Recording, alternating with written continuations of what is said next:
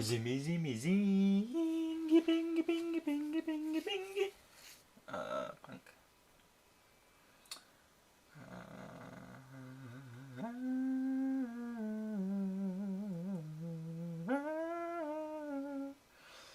Yes, yes, yes, I wonder what the sound is like. Oh, if you can see, you can search, you can see, you can search.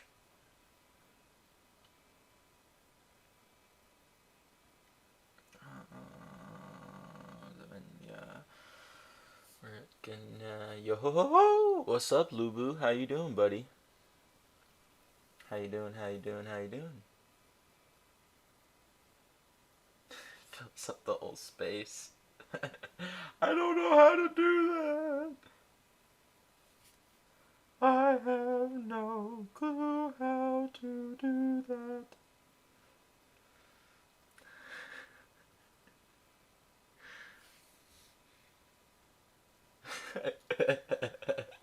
Good, bro. Yeah, I'm doing good. I'm doing good. Can you hear me decently?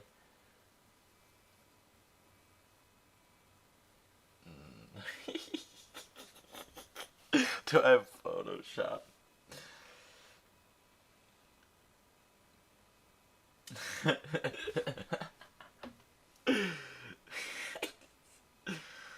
Oh man, this is... Alright, here's what we're gonna do, boys. Wait. How do we do a link? How do we do a link? Oh, hi, Dak. How you doing, buddy? This is awful. No, that's the wrong way to do that, Cam. Yeah. Can you guys see the chat decently? Is that like legible, or is it not great? Slash, can you guys hear me decently well? Nope. Where do we... Nope, not that. Real? No. It's gotta be under the create, right? Yo! Audio's good. Alright, well that's good to hear. I am...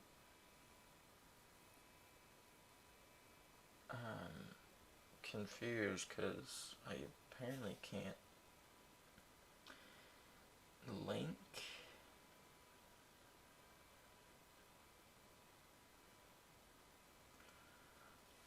Text is good. You can read it. Awesome.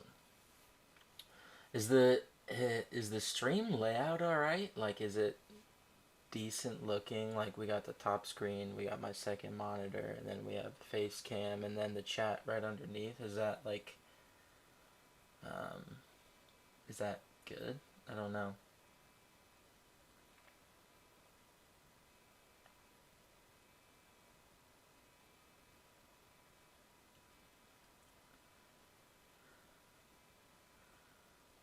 How do you do? It works. It works. Alright, that's good to hear. How do you fucking do link posting on Instagram, bro? This is the worst.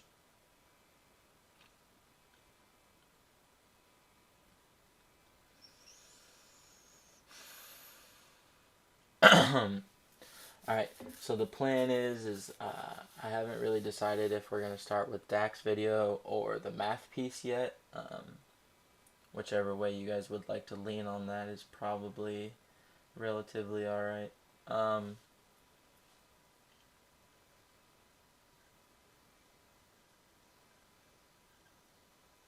There we go. Okay. That's how we do it. Easy peasy lemon squeezy. Not really at all. PNG.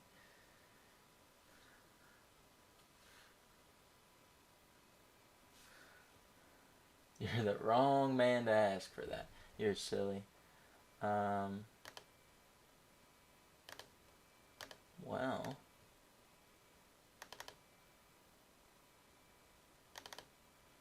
I should open that up.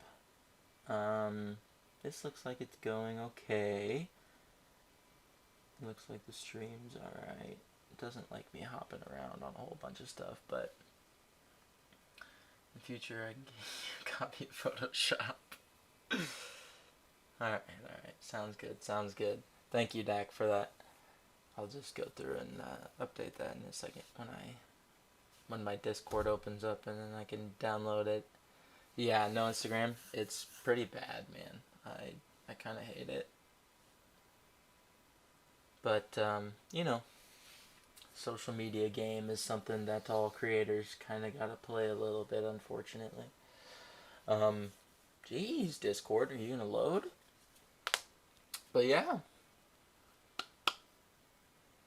This is going to go crazy when this gets done, you know. Alright, why Elbaf will start One Piece's final war. I'm down with that, right? The title already is great. I've been on this kick of trying to push that Elbaf is going to be where the final war is, and that's particularly not only because it's the land of the giants, and what better place to fight than, you know, in a land of the giants, but because I don't know if this is like misinformation, but I feel like at one point I was told / informed that one of the last things that Oda wanted to draw was the One Piece. And so, like, everybody's conception about them finding the One Piece and then the war happening has always seemed off to me. And it hasn't been very fun to try and figure out how exactly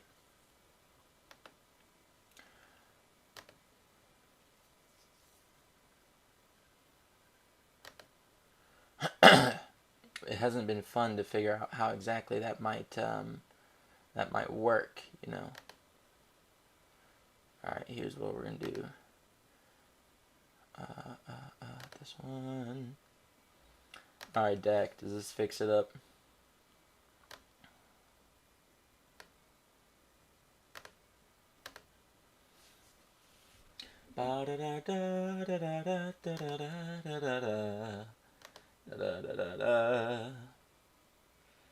Alright, beautiful. Thumbnail is thumbnaily.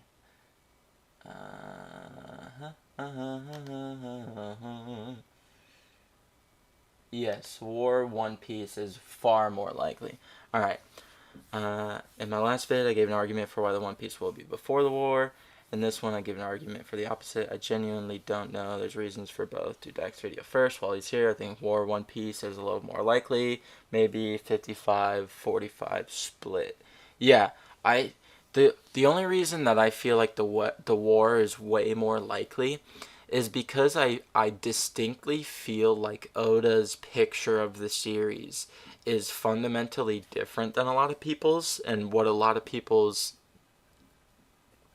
understanding of the series is that it's like a fight battler, you know. It's a shonen, you're increasing in strength, and it's all about fighting and getting stronger, but that's not at all what it is. It's fundamentally a mystery story driven by adventure, and I think the mystery aspect of it in Oda's mind is the more important aspect than anything else, and as such, you don't reveal that until the very, very end, which means that the other climactic payoffs that other people believe are going to happen probably are going to happen before that, and so that leads my thinking to war than One Piece. But yeah, so we're gonna go ahead and just kind of jump into it. If you know how this is gonna go, I'm gonna go ahead and drop a like already, obviously, because this is one of those videos that I've been waiting for a while to react to.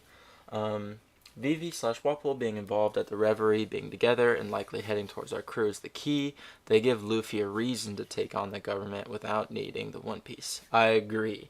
Yeah, he does need an external focuser, Luffy being the he, proverbially, but he does need an external focuser in order to drive him towards conflict with the government, right? And that's something we've seen every time that he's come into conflict with them, is that there's an outside force that intervenes and creates the situation in which he needs to be driven towards that combat. Because it would be unlikely for him to write the One Piece first. What's up, Terribly, TJ? Let's get it crazy. Lubu Dak. Alright, let's jump into it. As always, you guys go over to Dak's channel, like it, share the video around, you know, boost the man's algo. That's what we love. Alright, we're just gonna go ahead and hop into it then. We know that our log poses are finally pointing there. So, millennia. We've been waiting to see Elbaf since even before the turn of the millennia. But thanks to Dr. Vegapunk, we know that our log poses are finally pointing there. Yes, sir. By the way, let me know if the audio is all good, / you guys can hear the video and hear me relatively decently, or if there's an echo.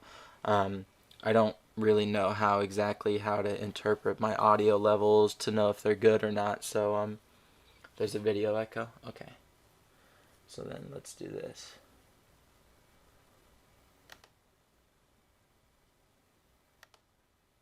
Only for the video though. Alright, well.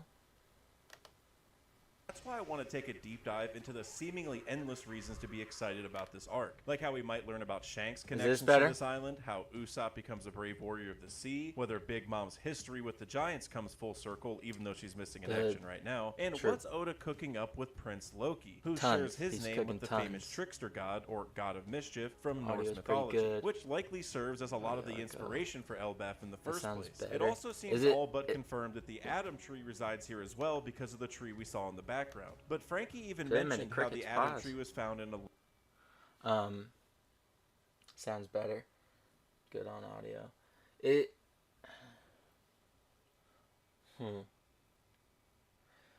Yeah, I just have a hard time telling sometimes how sensitive to leave the mic up. Because what I think it is the echo is obviously I have my audio coming through on my TV, and you know the secondary speakers interacting with the microphone, but I don't really know if there's anything I can do about that per se. Land with never-ending wars, and that seems pretty accurate for Elbaf, which is also found in a land resides here as well because of the tree we saw in the background. But Frankie even mentioned how the Adam tree was found in a land with never-ending wars, and that seems pretty... Ooh, Warland! That's a good point. I didn't even... There was a huge tree that never fell, even if people started a war with rains of bullets, or if everyone died and left the island in ruins, people still went back to the tree and used it to rebuild towns and nations. Yeah, no, that sounds exactly like a giant tree. Pretty accurate for Elbaf, which has also been dubbed Warland several times now. Yes, and believe it or not, I think there's even a role for Eustace Kid to play here as well. And look, and believe it or not, that frame is so cold. That's such a good frame.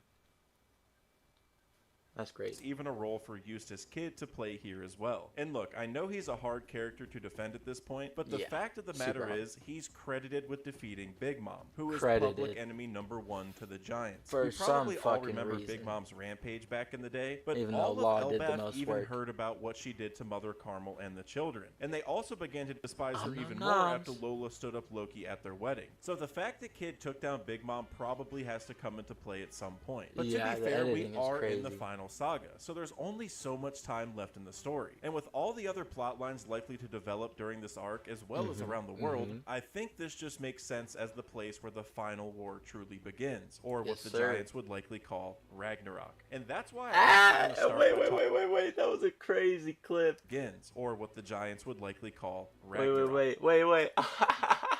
You got a chopped down Adam tree in the background going, that's crazy. That's crazy. And that's why I actually want to start by talking about why this arc is where we will find our final... Hey, wait, that's a great thing, you know, chopping down the tree. Tequila Wolf, Bifrost Bridge. Ancient weapon, Uranus. But first, make sure to go hit like and subscribe to the channel because we are... Like and subscribe. Make sure both of those are clicked. You know, you want to see the little white thumbnail button, or the white little thumb button, and then you got to see also the grayed out little clicky bell, you know. Yeah, well, I'll look at... I saw the thumbnail before I clicked on it, mans. just under the pace to hit 50K subs by the end of the year. And 50K, 50K, 50K. Let's get in there. Every single one's going to make a difference. Yes, the reason sir. I want to start with Uranus is because it also helps us explain just how important this arc is, why it will likely be a longer arc, and it's just a good chance to kind of give an overview. Because Agreed. I see Elbaf as one of the big three. Now, that's not an official term or anything. The big three. It'll be Alabasta, the Yonko saga, and then Elbaf. Is that where you're going to go with this? I love when my artist, Trevor in Vegas, this case, put stuff on separate layers so I can kind of animate them during the video. Yeah, I mean, it shows. I was going to say that being able to have them, like, moving and, like, have that, like, visual flow as things are going makes it feel like each point is flowing and connecting into the next. It's really good. I kind of made it up, but these are the three arcs that have had more foreshadowing as a place for us to visit than any other, and these are Fishman Island, Wano, and Elbaf. Other than Laugh Interesting. Okay, Fishman Island, Wano, and Elbaf. So that would be Fishman Island is the culmination of Paradise, obviously, and then Wano's the culmination of the Yonko saga. So then Elbaf will be the culmination of Marineford / the world government. That makes sense. The big three!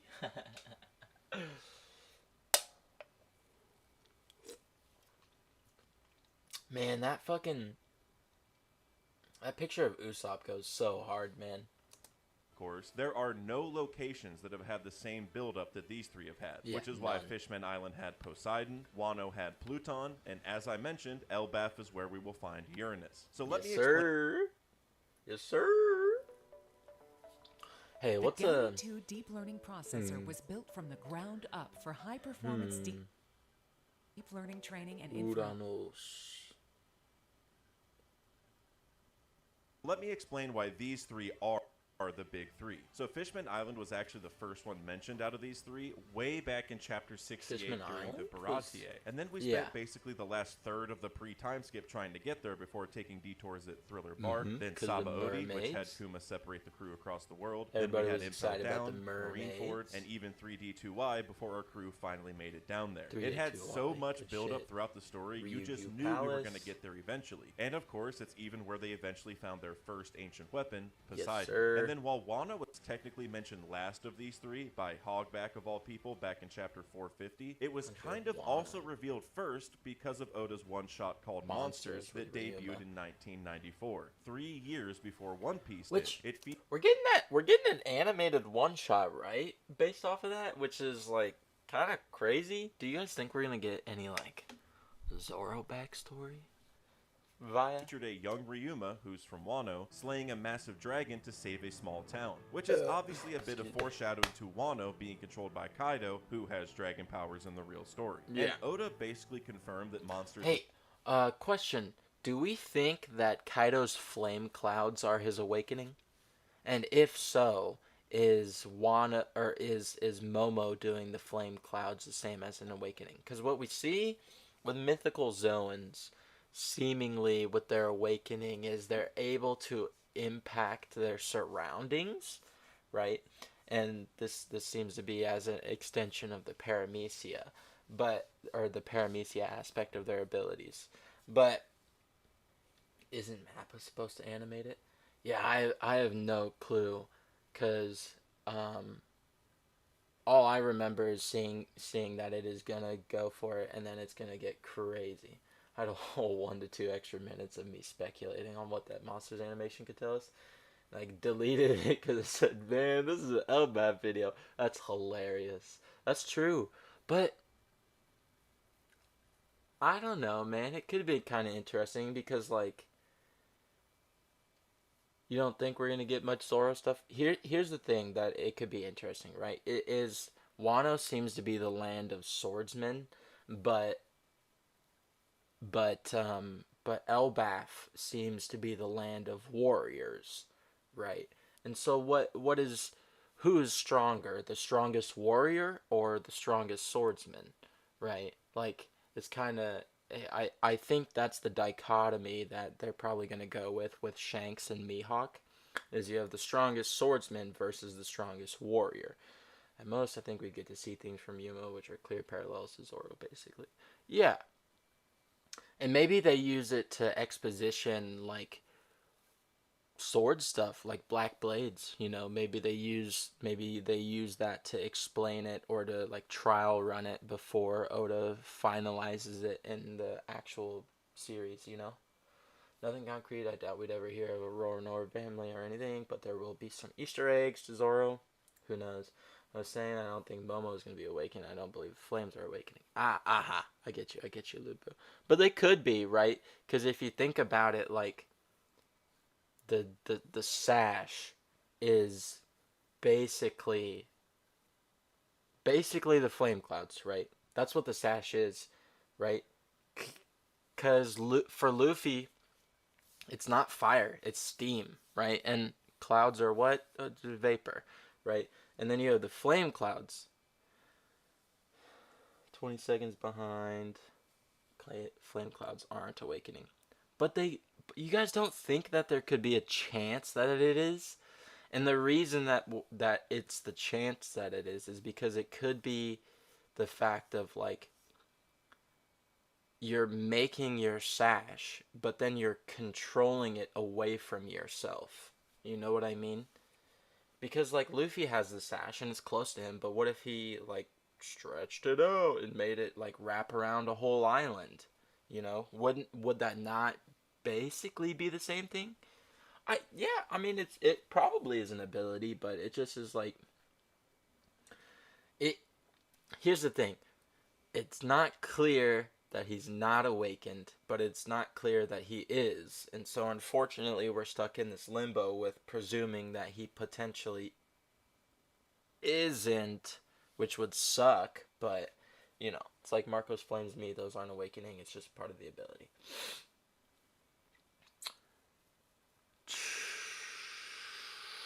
True, I guess, but wouldn't you...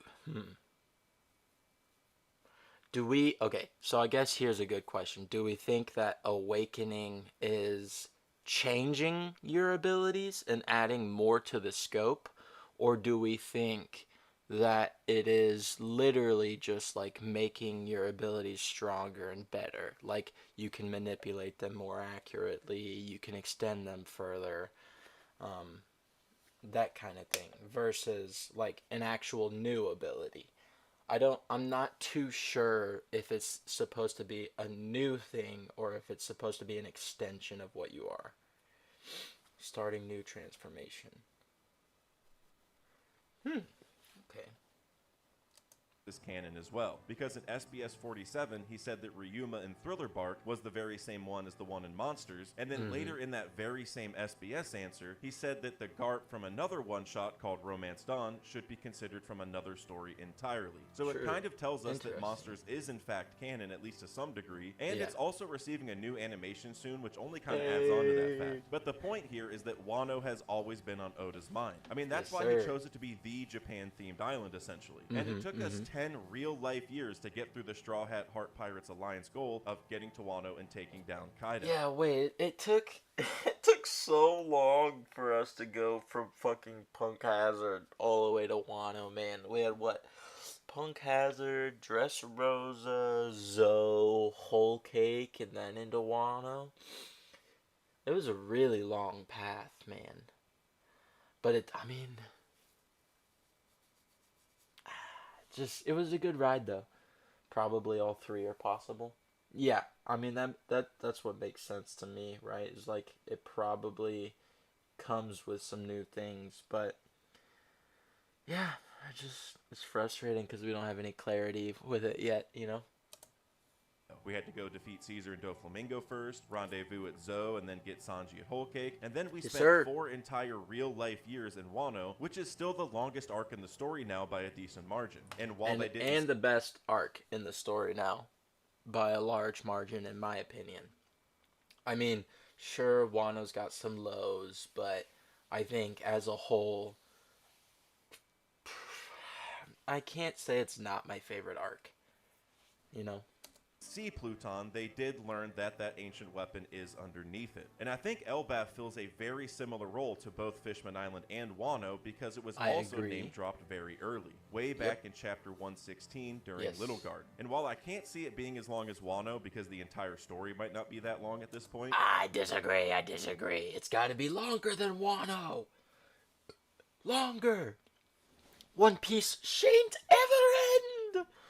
Bro, I'm telling you, it's gotta be. Without Gear 5, Wano would be B or C tier. But that's a discussion for another day. That's crazy, dude. What? No way. I can understand making arguments for maybe like not as good as Eni's Lobby, but in terms of my enjoyment, I think I enjoyed Wano more than even like Marine Ford. And Marine Ford is like hard to top for me, right? It's got the highest highs. Yeah, I don't know, man. That's crazy. If Oda had infinite time, then Elbaf would be 4+ years, but he knows he's got to end it soon. I don't think he's got it, man. I think when we here's the ironic part. I think when we get into Elbaf, everybody's gonna go, wait, I want to stay here for so much longer. Wait, there's so many more things, right? Like, I mean, Wano was already ungodly long, but you still have people who are like, man, we didn't get Ryuma's grave. Man, we didn't get Chopper curing the smiles. Like, all these floating things. And yeah, sure, those can be returned to in future plot points, but like, to have one of your final arcs go through and potentially be criticized in that way because you're not necessarily able to just let it take its time and breathe and form the story that you know it can form, I think is maybe a little bit of a different thing, you know. In I unfortunately hope that Elbaf is way longer than Wano, and that Elbaf is probably one of the final arcs before the last one. I think if Elbaf isn't the final one before the last arc, then there'll be maybe one medium to short length arc in between it. But I think Elbaf is probably going to be the second to last, if not the third to last arc in the series. No way we're going to time skip Elbaf. No, there's no. We cannot do that. And the reason we cannot do that is both because Oda has set up our expectations way too high for it, but also because the expectation is the story has been going for so long at this point that most people would probably just rather it take way longer and for us to get the things that we want to get than for him to just finish it. You know? it's going to still fill a very similar role in regards to learning about the past, the ancient kingdom, and the ancient weapons. For example, we know Saul is still alive. I mean, so just because we're kind of in the payoff phase of the story and we don't need as much of the errant and like extraneous dialogue and character stuff, that doesn't mean that we're not going to get it. You know what I mean? Like,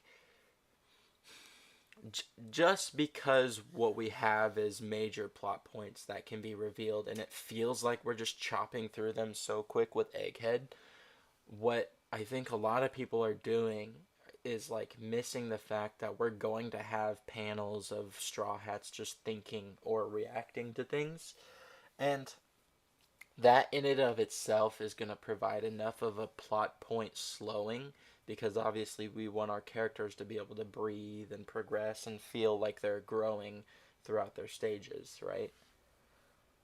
I'm talking, we have like a training year or so, but we only see a little bit. No. I 100% doubt that we're going to get any longer time skips than like a week, 2 weeks. I think anything longer than that is probably off the table. And it's off the table because Oda, I think, wants to be able to climactically grow his characters to the end that he wants to see.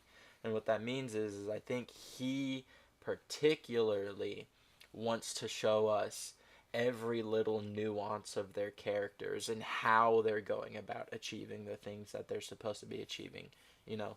And it would cheapen, I think, a lot of people's experiences with, say, Robin or Sanji if at the end of the story they had ended up achieving their dreams, but in the last like two arcs we didn't get like character exposition. They were just like kind of in the background and they weren't focused on. They didn't get their character moments of explaining or expounding on the things that they're characterially set up for, right? Like all of this stuff is leaning towards Elbaf being a huge arc, not only for narrative purposes but characterial purposes. And I think one of those is having a lot more emphasis put onto it because we're nearing the end of the story and because people want those narrative tie-offs and everything to feel like it's culminating in this perfectly clean bow. But like, we still have 5 to 10 years left, right? And to be honest, the last little bit of those years, Oda is probably not going to be the only one drawing, like doing the actual drawing, right? At that point in time, Oda will probably have like offloaded and a whole bunch of stuff. But the way he did Zoro, I don't think so, man. And the reason I don't think so is because we're getting to that stage where the narrative tie-off is having to equal the characterial tie-off, right?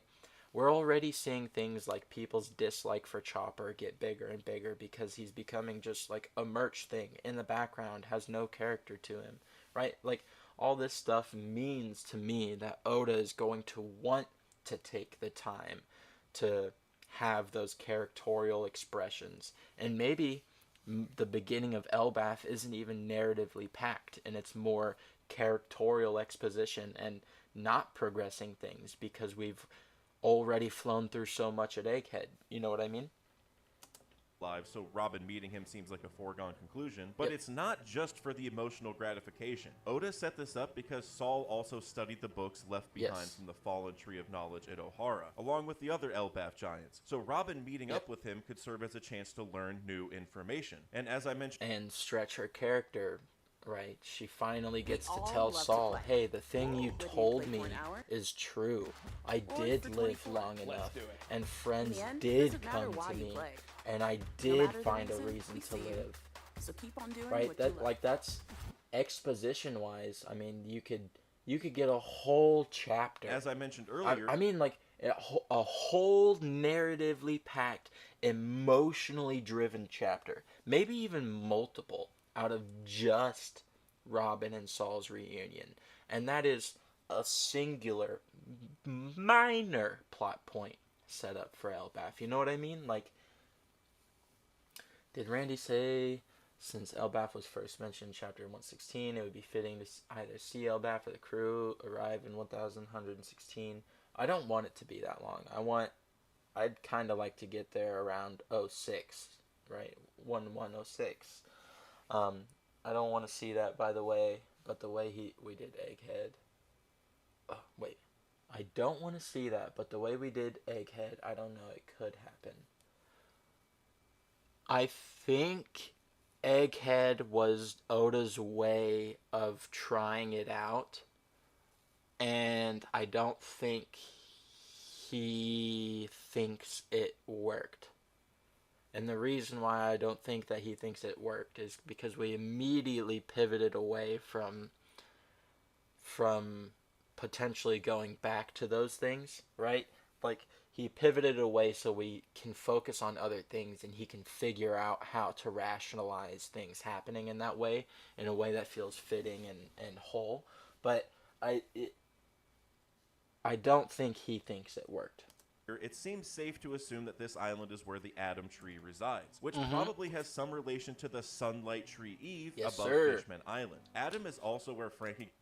So, here's a little something funny. Sunlight Tree Eve probably was the second tree that was planted on the sea floor before it became the sea floor and grew up around and encapsulating Fishman Island. And the reason why Fishman Island is protected like that is because the tree was there when it flooded, trapping the air down there, right? Sunlight Tree Eve looks a lot like mangrove trees, right? And mangrove trees kind of, most of the tree is operating underwater. Oh, does that connect to Adam? Yes, sir. Yes, sir. And with the Adam tree, right, you have the tree of Earth, right? So you have the first large tree, the world tree, the tree that springs from the lands of the mountains, or from the lands of the giants, right? And then Sunlight Tree Eve was growing over here, Adam over here, world flooded, Sunlight Tree Eve has the top of it being exposed, floating forests of the Amazon type thing. In fact, Usopp said it, who is a prophet connects to Elbaf, was deaf on purpose by Oda. Yes, yes, yes, yes. I bet you that the roots of the Elbaf tree probably hold dwarves and do the same thing that Sunlight Tree Eve does, but for underground rather than underwater. I bet you fully. What's up, Ronnie? How you doing, buddy? No, not spoilers. We're watching Dax Elbaf video. He got the wood to build the Sunny, and Tom got the wood for the Oro Jackson. Frankie claimed it was the world's strongest tree, and again, it was in a land with never-ending wars. And if Dory and Broggy were any indication, then a never-ending war happened. No, chapter is not out, but spoilers are out. At the end of this stream, I will probably be ending the stream and then starting a second one where I do go over spoilers, but no spoilers right now. We're just reacting to these videos for right now. On Elbaf seems very possible since they fought each other for 100 years. Frankie also mentioned how the tree never fell despite all of those wars, and even if the island was in ruins, people would come back to the tree and rebuild. Yeah, I think this could also tie to Ohara. Like we know plenty. We have plenty of evidence for trees collecting souls. So you have a bunch of giant warriors who die, and their souls probably do what?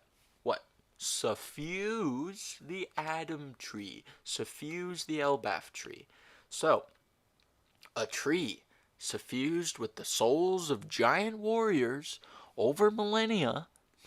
I think that sounds pretty epic and pretty crafty of an Adamwood tree, don't you think?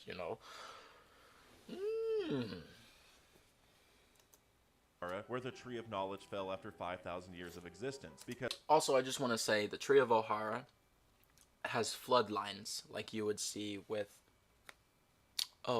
Sunlight Tree Eve. Oh, wait, you do see that.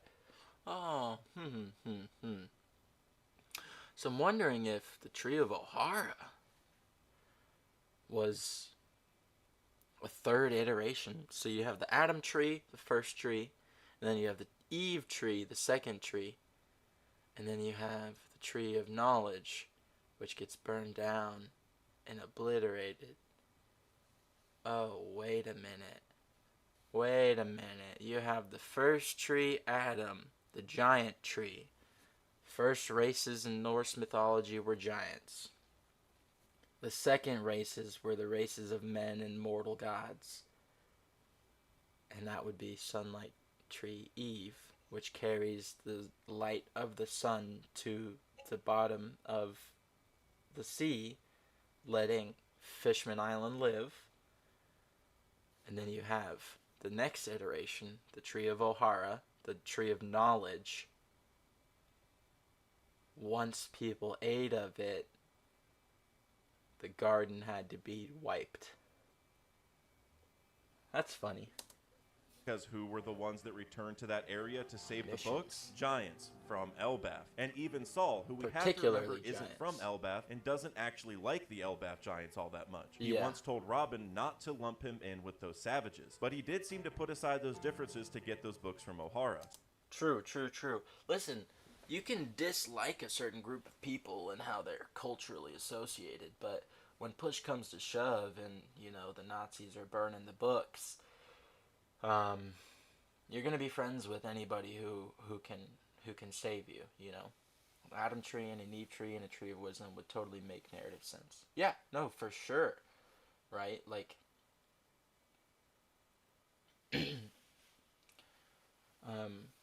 even if the Adam tree isn't the first tree, right? And rather there's like another tree in Mary Joie type thing, right? Even if that were happening, right?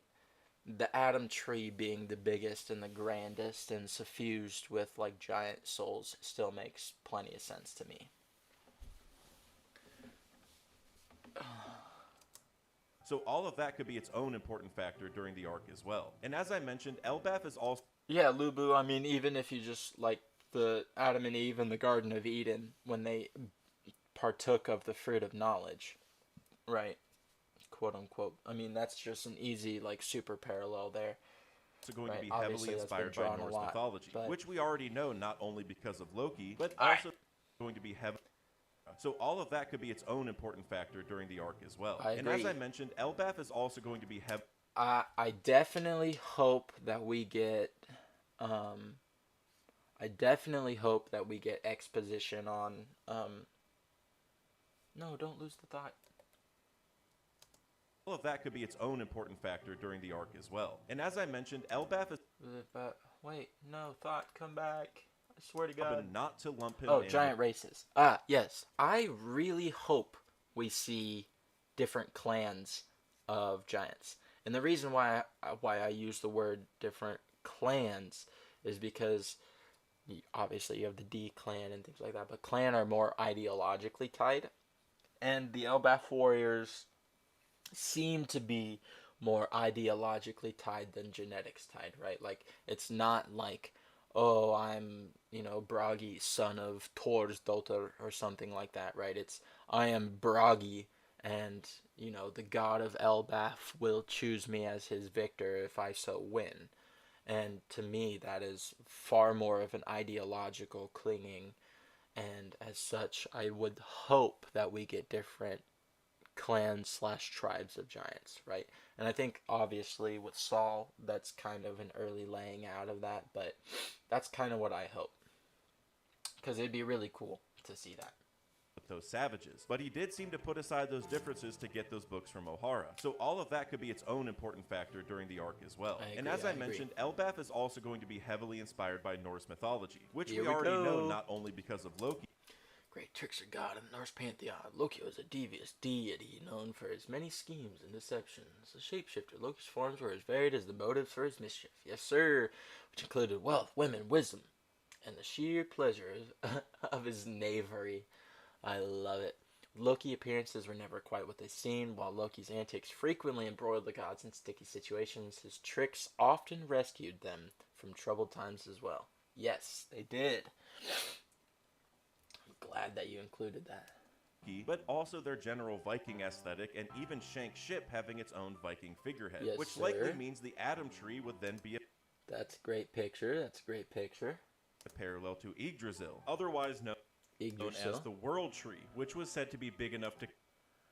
Great mappage. You have Asgard, Alfheim, Norderly, Nithal, Valna, Jotun, Muspel, Midgard, Nidavellir. Yes, sir, and hell. Good. This is a good map. Awesome, you even have... You found a really good one, because you even have Utgard and Folkvanger on here. Those are very, like, those are a little more, those are a little bit less known. That's really cool. This is a good one. Connect the 9 worlds, including the underworld, earth, and land of the gods. It was even said that around this tree existed all else. And yes. Yes. that is important. That is important to hit. Around the tree existed everything, everything. So the common saying is that the tree contained the 9 realms. Technically, the tree contains all realms, right? Everything in existence. But it's beautiful. This is a good one. I mean, like I said, you have Folk Vanguard, you have Utgarder, Sudri, and then you have all of this like smaller houses and things like that up in Asgard. Yeah, that's a good one. The only no, even that's fine.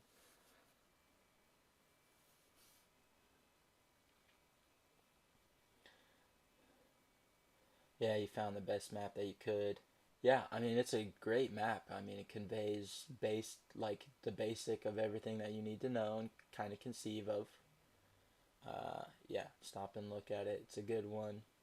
Yeah, the tree was the basis for it. And only Ragnarok was enough to really bring serious harm to this tree, and lasted all, including the underworld, earth, and land of the gods.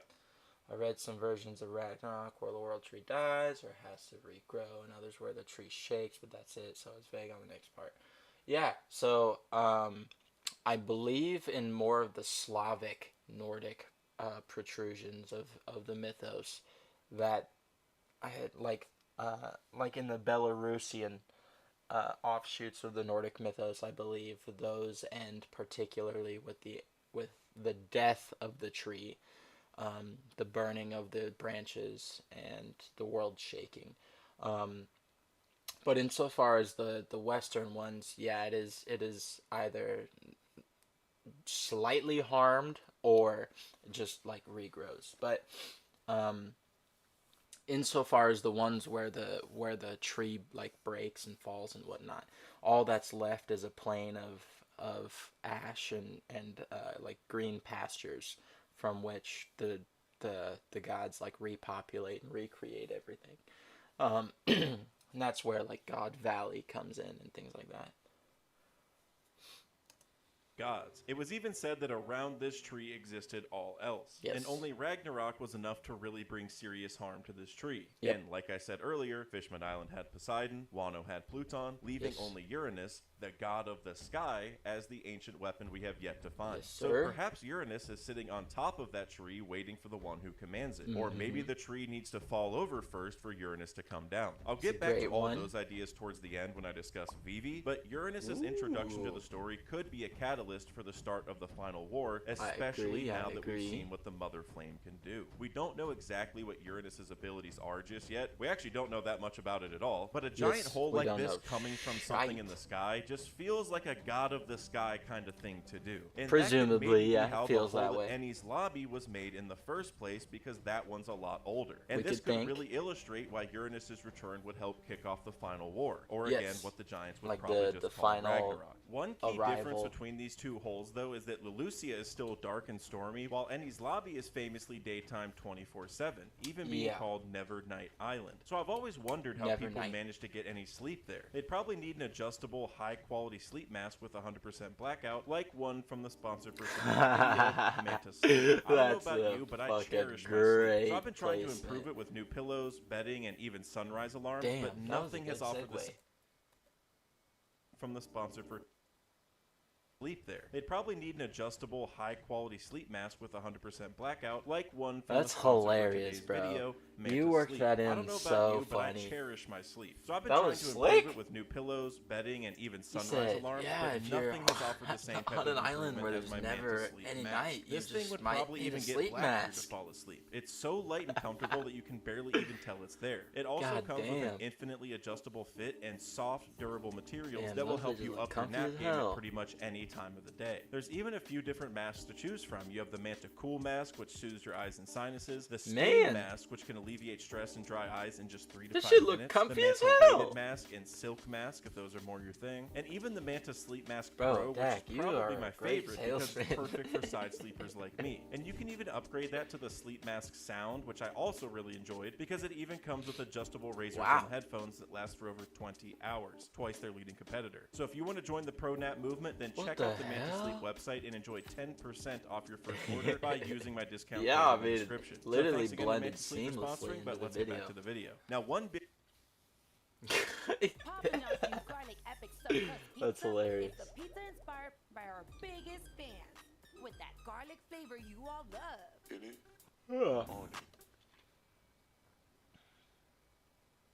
Now, one Elbaf, big difference Amazon between these Lily. big three Okay. arcs is that Fishman Island and I actually do recommend the masks. I genuinely use them.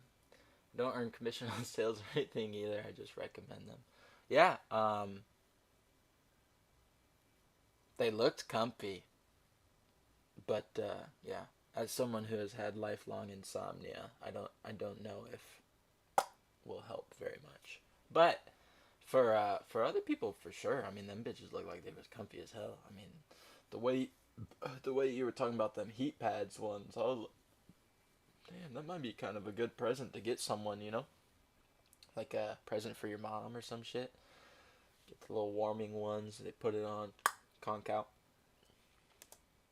Wano were announced as destinations years in advance. And we didn't hear Elbaf mentioned explicitly until Vegapunk in Chapter 1090. But I think That we was my actually reaction knew when I saw Elbaf it, was bro. coming since the end of Wano, when Luffy, Law, and Kid decided what islands they were going to. Can we just talk about this real quick? Just this one thing. Because, like, if Kid had gone to Vegapunk, right, either Vegapunk is coming out of this, like, way better because he finally has access to, like, an electromagnetism fruit and, like, abilities, which would, I think, supercharge his tech even way more.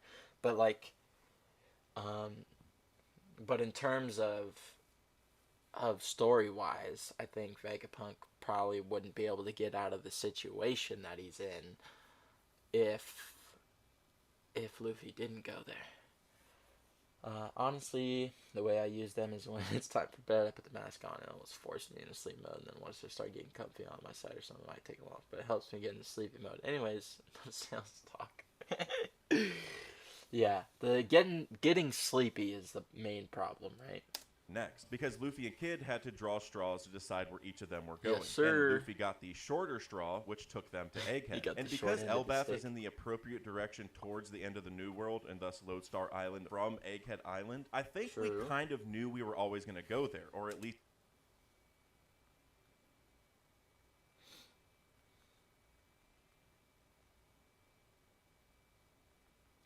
What? This bitch just texted me. She just texted me and said, I broke up with my boyfriend, by the way. What does that mean? that direction. And if Kid had just pulled the shorter straw back then, our crew would already be there, which actually opens a really fun... Yeah, if he had pulled the short end of the stick, you mean he would be in a dire situation right now? what-if scenario, because Luffy would have met Shanks already then, and Kid would have been at Egghead, which is a better fit for him, since he was seen to be kind of an engineer as a child. Yeah. And he also uses punk in all of his attack names, which Yes, is meant sir. to be more of a punk rock kind of thing, but it could also tie to Vegapunk. Kid's railgun also has 07 on the side, which is kind of interesting when you consider Vegapunk only had 6 satellites. Is 6 Oda hinting that there's satellites. some connection between him and Vegapunk? And could that maybe be covered within Elbaf if the Stella makes it there? I think Speaking of that's Egghead, though, great. you've probably noticed all of the parallels already between the events there and Saba-Odi, like all the Yeah. pacifistas, Sentomaru being involved, Kizaru pulling up, But- and even Kuma being yeah. a focal point through his But I think memories it's and gonna bonding, be- as well as some other factors. But I think it's going to be an inversion of Egghead. I don't think we're going to get another, like, repetition of Egghead, if you know what I mean. Like, just doesn't... At this point, like, I know everybody wants the Straw Hats to get, like, smacked, but at this point, it's honestly, it's just not it's not feasible, if you catch what I mean, you know? Like, it just doesn't make sense to have them be established once again as, like, not the top of their game when they just took out Yonkos, you know, and those are, like, the top force of the world. Ow. Sorry, my foot is, like, cramping really bad.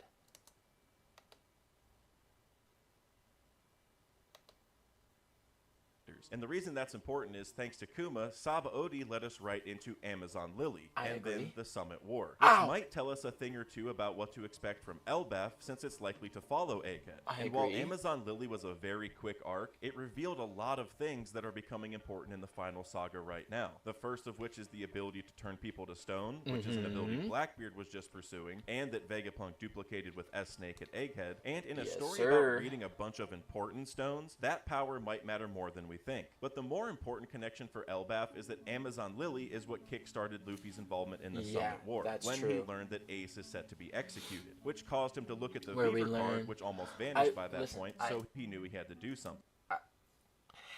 I really don't want Sabo to be the igniting incident for Luffy going towards the world government. I don't want that, but that would serve as a really great foil. So Luffy then infiltrated Impel Down with Boa's help, and that cascaded into the massive war we know as Marineford. And I think, at least generally speaking, Elbaf could do something similar, where Luffy gets some kind of necessary motivation to take on the government in this final war. Like maybe Vivi... So, I kind of just want to throw this idea out there. As much as we want Luffy to go to the world government, I honestly think Elbaf is going to result in the world government coming to Luffy. If they're in their efforts to avoid the outcome that Luffy becomes the Pirate King and gets the One Piece and things like that, they're going to lose to him and accidentally make him the Pirate King and get him the One Piece, right? Like the whole like your actions bring about your own downfall kind of thing, right? And this would make a lot of sense to me because as much as I want to say Elbaf is Shanks's territory, I actually think Elbaf is unclaimed and Shanks just kind of hangs out there.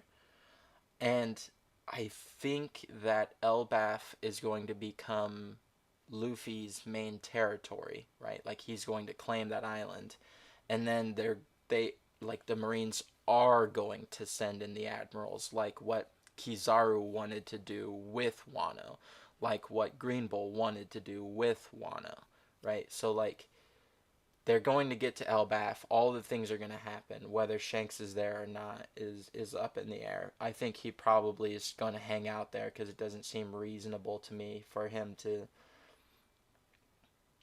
jet when he doesn't exactly know where Blackbeard's going to be, especially when he knows that he was in the vicinity in terms of fighting with Law. At least he should know that.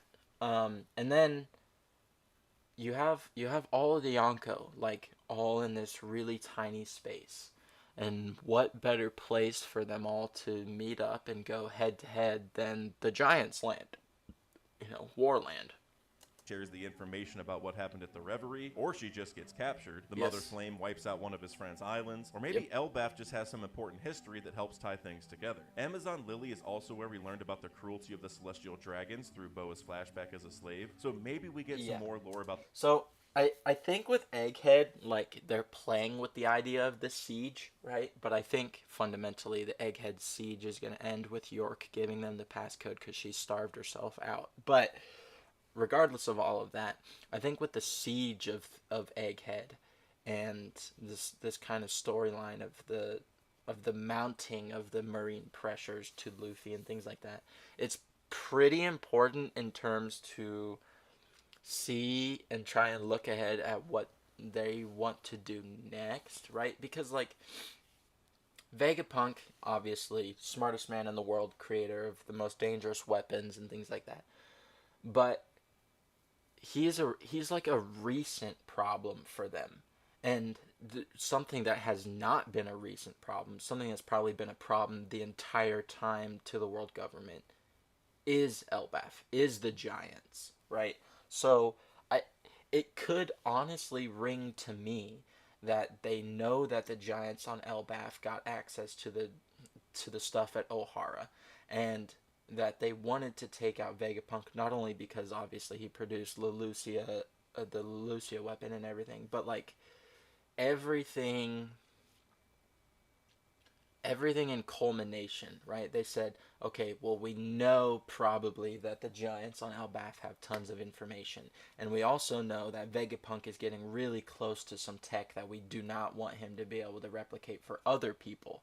So we're gonna go kill Vegapunk, and then we're gonna advance on Elbaf finally as our go-to. You know, I think that's what's gonna happen. I think what's going to happen with the passcode is that in the same exact moment, the other Vegapunks will crack the code and York will starve out. All of the Vegapunks shut out the code at once. Ah! That's hilarious. Or it could even be like York like runs out of energy so fast that she falls asleep and then like reconnects to the brain, and so they all learn it that way.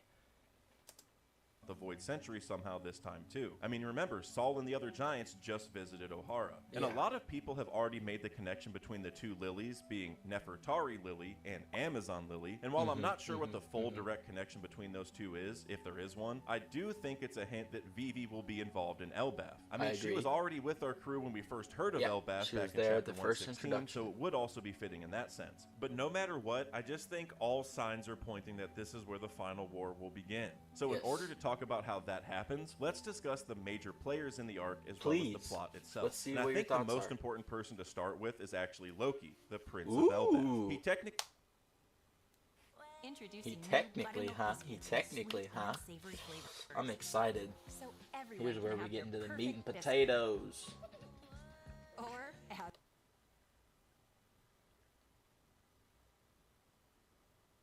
He technically should be filling the role of the Momo, the Rebecca, the Vivi, basically the prince or princess of an island who needs our help. That has kind of been Oda's tried and true formula for all of his major story arcs. The heir to the throne in most arcs becomes our ally rather quickly, and that's who ends up giving us the motivation to help their people in some. The only one that defies this logic is Wapol, and I think that's primarily because Wapol's a D, but he's an inverse of what is happening. He's an inverse of what has happened with the Celestial Dragons, right? So the Celestial Dragons, you have this really horrible lineage, and then you have one singular, like, good person, right? Like Homing, who tried to do the right thing, right? And then, obviously, the next iteration, Doflamingo, fucking evil, right? The most horrible, like, degenerate, kind of awful person that you can become. But then with Wapol, you have this long lineage of amazing monarchs who, like, socialized healthcare and, like, took care of not only their kingdom, but, like, exported expert doctors to the rest of the world. And then Wapol comes along and, like, fucks all of that up, right? He's an inverse. So on the Celestial Dragons, on the CD's side, you have evil, good, and then Sparks evil. And then you have good for Wapol D-Rum, good, evil, and then that evil sparks good. Right? It's a reversal. Alright, let's play. Some kind of way. But I think Loki might. I'm so sorry you're getting bombarded with ads, but they're honestly at solid points. I mean, I don't give a fuck about ads. It's YouTube, man. Gets you money, gets, you know, it's not like there's not a button for me to click to skip it, you know what I mean? Be a bit different. Not that he would be evil, of course, but I can see him almost as more of an anti-hero, or at least. Here's something that we might not have considered, and it could be a foil to his name, right? Loki, conniving, mischievous, like really chaotic, but really intelligent type of person. What if his name is Loki, but he's like Luffy, like just dumb as bricks, does whatever he wants, and is like super childlike? I think that could be pretty funny. Someone who is against the way Elbaf is right now. And the first reason for that is because of the Loki in Norse mythology, who is a trickster god, or the god of mischief. He's not necessarily good nor evil, he's just very chaotic, and usually misguides people in some kind of way. He's almost a little like Usopp in that regard, actually, which I don't think that's an accident on Oda's part. And I know this is just a silhouette, but Loki and Usopp's hair even look kind of similar. So I think these two characters are going to have a very important connection progression during this arc. Like where Usopp is not a giant, but loves the way Elbaf giants live their lives, Loki may be the future king of the giants who hates the way Elbaf giants live their lives. He may not like their reputation as savages, even... Hey, and harkening back to the fate versus like prophecy, destiny thing, or fate versus luck thing that we were talking about is like Loki is fated to be the king of the giants, right? To be king of the giants, but doesn't like what's going on, so he wants to change his fate. And then Usopp obviously wants to change his fate by becoming a brave warrior and whatnot. Yeah, the worst are unskippable ads. I think like 8% of my ads are unskippable. They earn a third of my ad revenue or something like that. It's an unfortunate trade-off. Yeah, I mean, that just unfortunate aspect of how we have to deal with monetization online. It's not a problem to me. I've kind of just accepted it, you know. But doesn't have the dream to be a king. Yes, yes, yes. Well, maybe he does. Like, I don't want to say that yet, obviously, because we don't know. But maybe he does want to be king. He just doesn't want to be king of the Elbaf giants, right? Like, you know how Saul talks about not liking the Elbaf giants and whatnot. And how I was talking earlier about having different clans. Maybe Loki is from a specific clan that is, like, pacifists. And they don't like war or anything like that. But as the king of Elbaf, he's got to be the one that, like, presides over battles and this and that and the other, right? Like, that kind of thing. Exactly, Loki's fated to be king, just like Odin. Oh. Even though Usopp views their lifestyle in a positive way. And True. I actually think there's reason to believe that Loki will share similarities to another heir to the throne that we've met before, being Kazuki Odin. Not to be confused with the other Odin, another very important god in Norse mythology alongside Loki, but Odin. I kind of pronounce them the same, so forgive me, but you know what I mean. Odin was a frustrating prince for the Kazuki family because he wanted to open the borders. And while he definitely wasn't an evil person, he was constantly getting into trouble and eventually was even kicked out of his family. I mean, he was introduced eating food on his friend's burning corpse. He also always wanted to... I totally fucking forgot about that scene. Bro, just... he's just eating human-flavored noodles. Oh.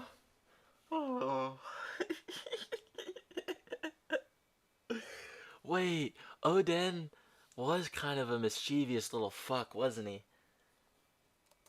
Leave Wano even though nobody was supposed to. He didn't like the status quo there because he wanted the borders to be opened and see the world. It wasn't until he left and came back that he learned why things are the way they are. True. And when Momo had the choice to destroy those borders after Kaido was day defeated, one, literally. Yeah, I mean, wasn't he wielding like Enma at like 4 or something like that? Like ridiculous. he decided not to, probably because of what he read in Odin's journal. There was probably a lot for Odin to learn about the world from his very naive beginnings, and that experience changed his perspective on the country of Wano. I mean, they didn't even know about devil fruits, right? That's what they call ninpo, ninjutsu. All of their jutsu are devil fruits, right? And or haki, correct? He knew that a certain figure would come and save them in the future. And I think Loki might mirror that a little bit by being like Odin before the journey. At like age 12 or something. Also, Odin was boiled alive and Loki gets tied down and burned with acid. Clutter as a trauma response. Yeah. Dude had a harem at age 12. Dude, there's a wet nurse across the room. Dude was a Chad. Okay, well let's not talk about throwing women making you a Chad. But I get what you mean. By disliking the way things are in Elbaf for one reason or another, and wanting to change that to go on his own adventures. I mean, this is actually the same kind of vibe we get from Shirahoshi, but just in a different way. And that's important because, like I mentioned before, Fishman Island, Wano, and Elbaf are all kind of the big three arcs. So I think the heirs to the throne in all three are also going to be kind of similar. Wait, quick power scaling question. Momo over Odin right now. Current Momo over Odin. I think so. What do you guys think about that? I think current Momo over Odin. And the reason I think that is the dragon fruit, right? Those scales. The durability is ridiculous. Yeah, I don't know. Similar, because Shirahoshi was literally stuck in her room for years because of Vanderdecken, while her goal was to go to the surface and see the sun and a real forest. She also wants to carry out her mom's wish of moving all of the fishmen to the surface, almost opening their borders just like Odin wanted to. Odin low dips Momo? No way, bro. Are you kidding me? No. Listen. Okay. That only happens if you consider Kaido's durability to be the thing that makes him tough and not his dragon scales. Even though in the manga it says that it's because of his dragon scales that he's so tough, right? So, yeah. Oden is Kaido level, and unfortunately, Momo bit him! Momo made him scream! He yelled on the rooftop. Like, what do you mean? Yeah, but it counts. It counts. He did as much damage as Oden did in his whole time fighting. You guys, right? Am I right? I think I'm right. They both got, like, the same amount of damage attack on him, man. That chomp, he was bleeding from that chomp. There was blood. Oh, you can't say come on now, bro. Listen. It's the dragon scales. It's the devil fruit part that made Kaido so durable. Sure, he was a monster with the hockey, right? I'm not going to contest that. Dude, but it's not... Don't disrespect Oden. Listen. The man only cut the dragon twice, right? Two sword. He only scarred him twice. And I just think that Momo achieved basically the same thing without swords, without hockey, and having just grown to be, like, understanding his strength. Listen. At the end of Wano, it says that he goes on to become the greatest shogun of Wano's history. I mean, I don't know about you, but that doesn't... I think that includes Oden, you know? To do with Wano, but in a very different way. Almost opening their borders just like Odin wanted to do with Wano, but in a very different way with very different solutions. It's a all reverse. While wishing to see what the world has to offer themselves. And I think Loki will have a very similar goal, making Elbaf a more approachable and civilized country that people can leave and visit as they please. Yeah, but the thing with Loki in Norse mythology is that he was actually tied up and tortured until Ragnarok as punishment for his role in Baldur's demise. Everybody loved Baldur, and okay, so I get what you mean now. Until Ragnarok. So, yeah, this is great. The only thing that I would add on this is the unfortunate, gruesome part that Loki is tied down with the intestines of his son, and has acid/venom dripped onto his eyes and face. I said in his role in Baldur's demise, but I know it's a different story. As punishment for his role in Baldur's demise. Everybody loved Baldur, and he was even immune from harm except for one thing, which was mistletoe, and Loki revealed that to somebody who ended up shooting Baldur with an arrow and killing him. Yes. Everybody was really sad about this, so Hel said she would resurrect Baldur as long as everybody on Earth wished for his return. And everybody... That is great pulling from this. You included the mistletoe. You included the fact that Loki was the one that spread the rumor. Yeah, that's great. He did so, except for one old woman, who actually ended up being Loki in disguise. So Baldur did not end up coming back to life, despite 99.99% of people wanting that to happen. So as punishment, Loki was eventually tied up and basically had venom dripped on him for forever. Yes, sir. Only to be freed once Ragnarok happens. Basically had 90% of people wanting. Wow, and everybody this. So Hel said she. Wow. You did a good job. I mean, you got Hod in there. He would resurrect Balder as long as everybody on Earth wished for his return. And everybody did so except for one old woman, who actually ended up being Loki in disguise. So Balder did not end up coming back to life, despite 99.99% of people wanting that to happen. So as punishment, Loki was eventually tied up and basically had venom dripped on him for forever, basically, only to be freed once Ragnarok happens. Great. Perfect. You encapsulated 99% of the points that you need to encapsulate with this legend. Like I said, the only other thing is that he was tied down with his son's intestines, his child's intestines, which is fucked up. And doesn't really need to be included, but and then his wife spends her days collecting the venom in a bucket to stop it from hitting him. And when she goes to empty the bucket and the venom obviously hits him, his convulsions and contractions are what cause earthquakes. So the Nordic reason for earthquakes is because Loki is convulsing due to the venom. Perfect. I hit play in an ad. But yeah, you did a good job of finding even historical art.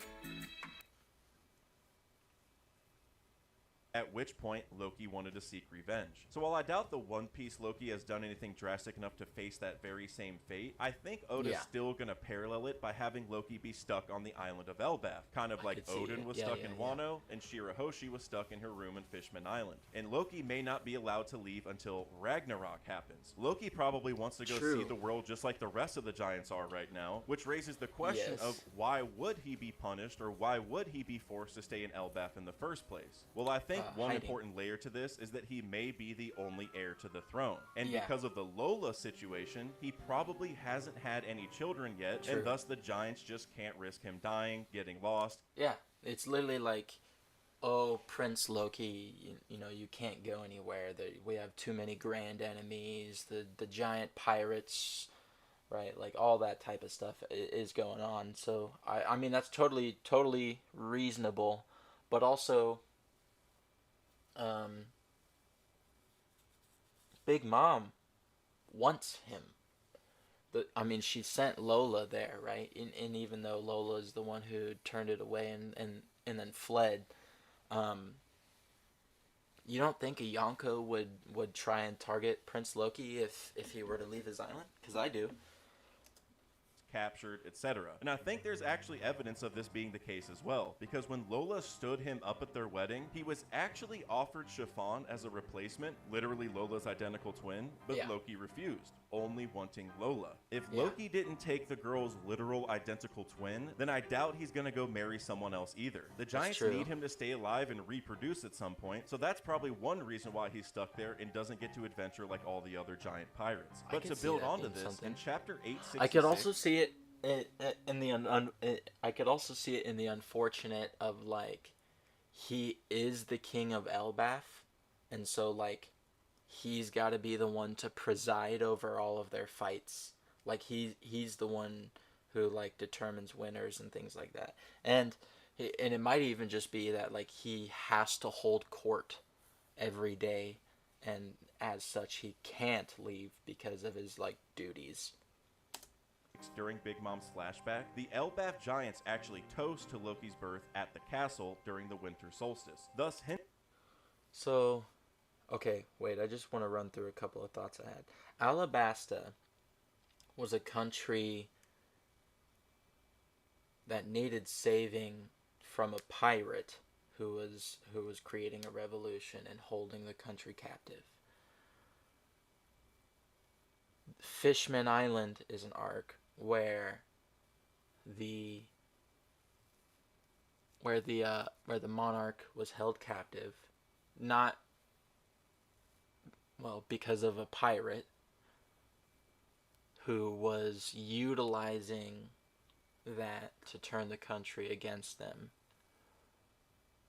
So I would assume Loki has the same playing out but it could potentially be that rather than having an actual outside force being the ones that turn the country against him, it could be that the culture is what is, like, the culture of Elbaf is the chains that Loki and the giants need to be freed from in the proverbial.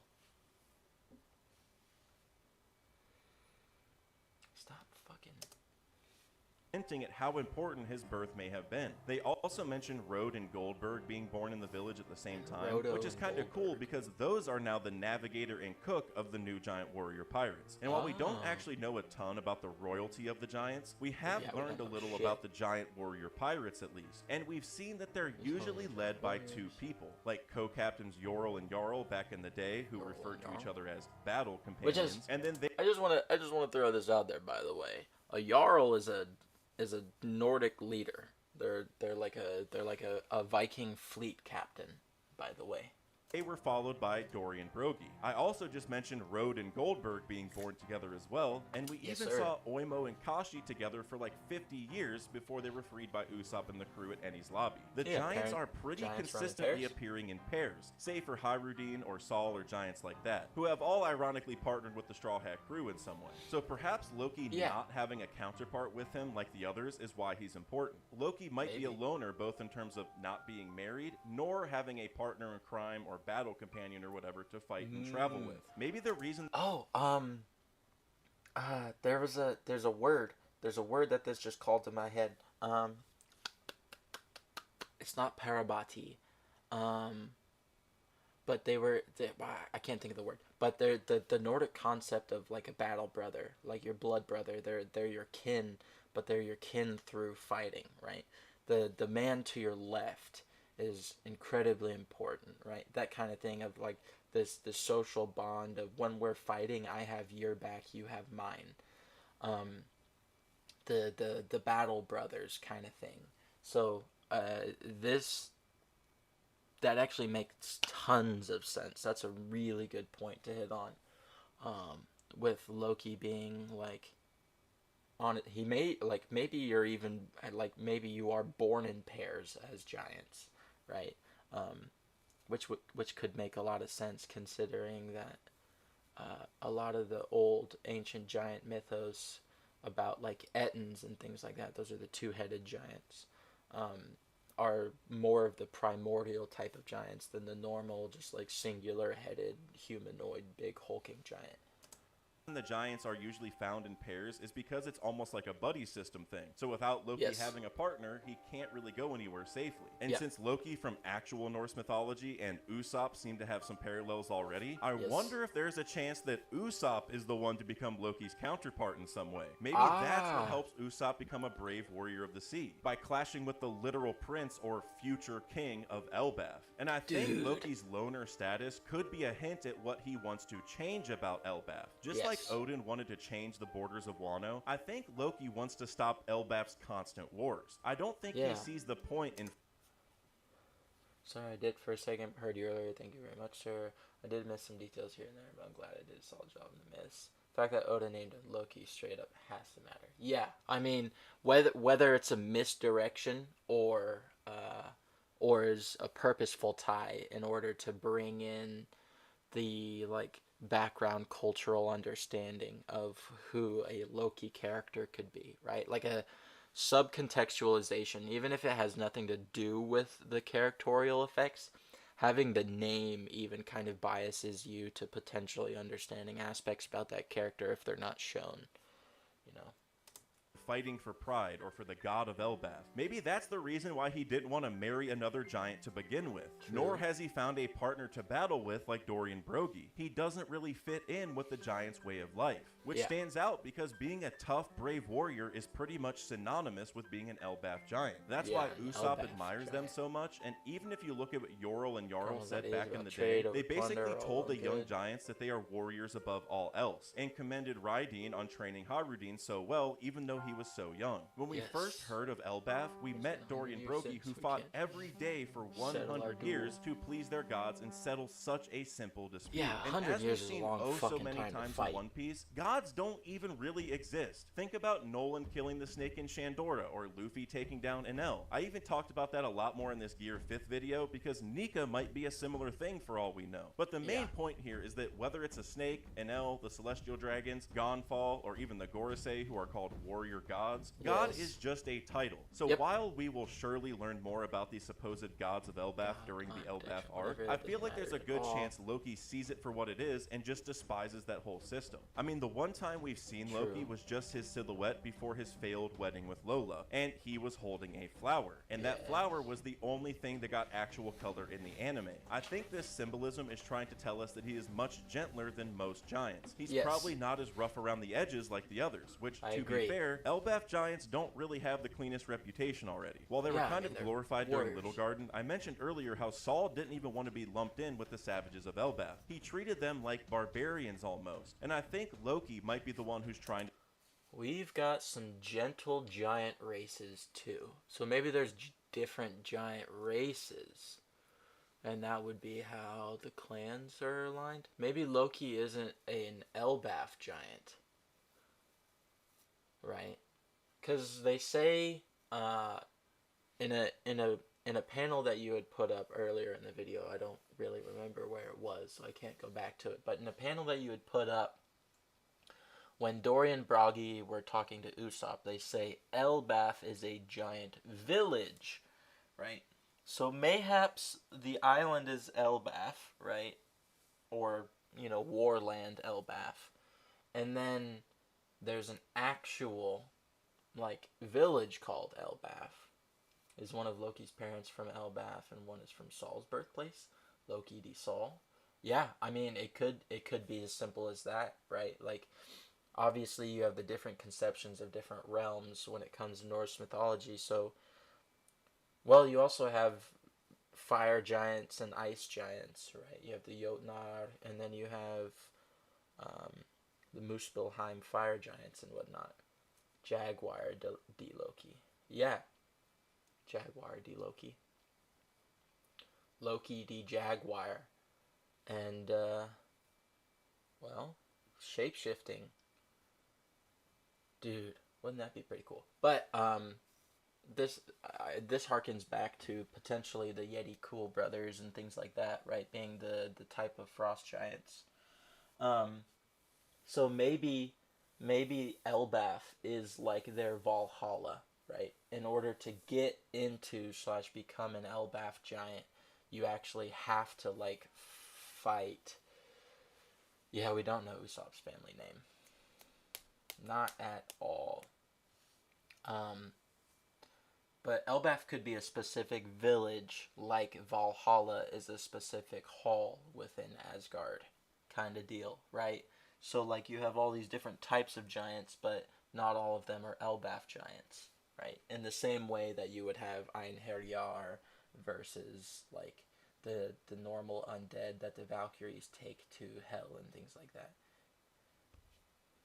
To break that trend, thus also building a connection between Loki and Saul, which is pretty cool. Instead of constantly fighting for honor and pleasing gods that may not exist, I think Loki probably wants to drive the giants to be at least somewhat more civilized. And maybe this could even tie into why he isn't allowed to leave the country. Not only is he the last of the bloodline, he may not even want to keep the giants' traditions anyway. Even Luffy actually voiced his disdain for their culture once by asking if they'd really give up their lives just because the gods wanted them to. Perhaps Loki embodies this to the furthest degree, and being the prince of Elbaf and the rightful heir to the throne, he may feel as if that's his duty, which again is a beautiful inversion to Usopp, who wants nothing more than to immerse himself in the culture of Elbaf, and maybe even do so enough to become his own brave warrior of the sea. And that's a really interesting comparison to how Usopp views the samurai, because he didn't like their focus on pride, on dying in battle as some kind of responsibility, because Usopp is someone who clings to life no matter how embarrassing it is. While the cultures of Elbaf and Wano are definitely somewhat different, I think Elbaf does share somewhat similar values to Wano when it comes to battle, at least. And maybe Usopp will have some kind of change of heart one way or another. But I think the importance is, like I said way earlier, Wano is about swordsmen and samurai, the way of the blade, whereas Elbaf is going to be the way of the warrior, right? And I think obviously there's going to be a huge dichotomy between the two, right? Shanks is a warrior, but Mihawk is a swordsman. Hence, Mihawk is the world's greatest swordsman, but Shanks can be stronger and could be a greater warrior than Mihawk, right? If someone's a greater warrior, that means their fighting skill is higher. But if someone's a better swordsman, that means that their particular skills with the sword are better, right? And I mean, even archers and like long range combatants for a long time weren't considered to be warriors in like old medieval senses, right? Which is why you had a warrior and then you had an archer, someone who specifically only trained with the bow, with crossbows, with those types of things in order to maximize their proficiency in that skill. But they weren't considered warriors because you weren't upfront and like personal with the people you were killing, right? To be a warrior is to like face death head on and enter the battlefield of life and death type thing. And I think there's probably going to be a fundamental difference that we see explored there, which is why I think Elbaf is going to be where Zoro finally blackens his blades. Once he sees what being a warrior of Elbaf is really like. And if all of this is even roughly true and Loki really does want to go adventure out into... Yeah, there's difference. There's also some overlap probably. Like Loki might tell Usopp, the way you see Elbaf giants isn't the way they are. Yes, I agree with that as well. Yeah, I mean, I think the secrets to like either the next level of hockey and or the Conqueror's spirit is what we're gonna find out a lot about in Elbaf, and that's particularly because the way of the warrior, right? And I think what is gonna happen is they're gonna redefine what being a warrior means for Elbaf, right? They're gonna give them the means to define for themselves, right? What their victory means, what their blessing from their gods mean, type of thing, right? They're gonna give them the tools to redefine what they need to.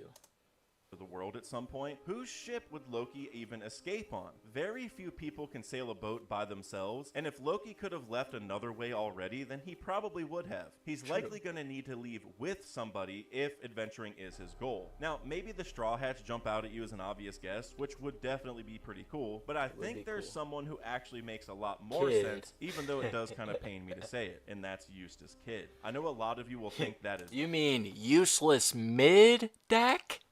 The guy who's sitting at the bottom of the ocean, half drowned? The guy whose crew immediately surrendered, no matter, like, not even a split second of hesitation? You mean that kid? No, you think he's coming back? I think he's coming back. I just have to, obviously run with the gag, because, God, if he doesn't come back and do something here, then major L. Blasphemous. That is blasphemous! Yes, it Especially is. since Kid's ship just got ripped in half by Dorian Broggie, so there's a legitimate question of how they...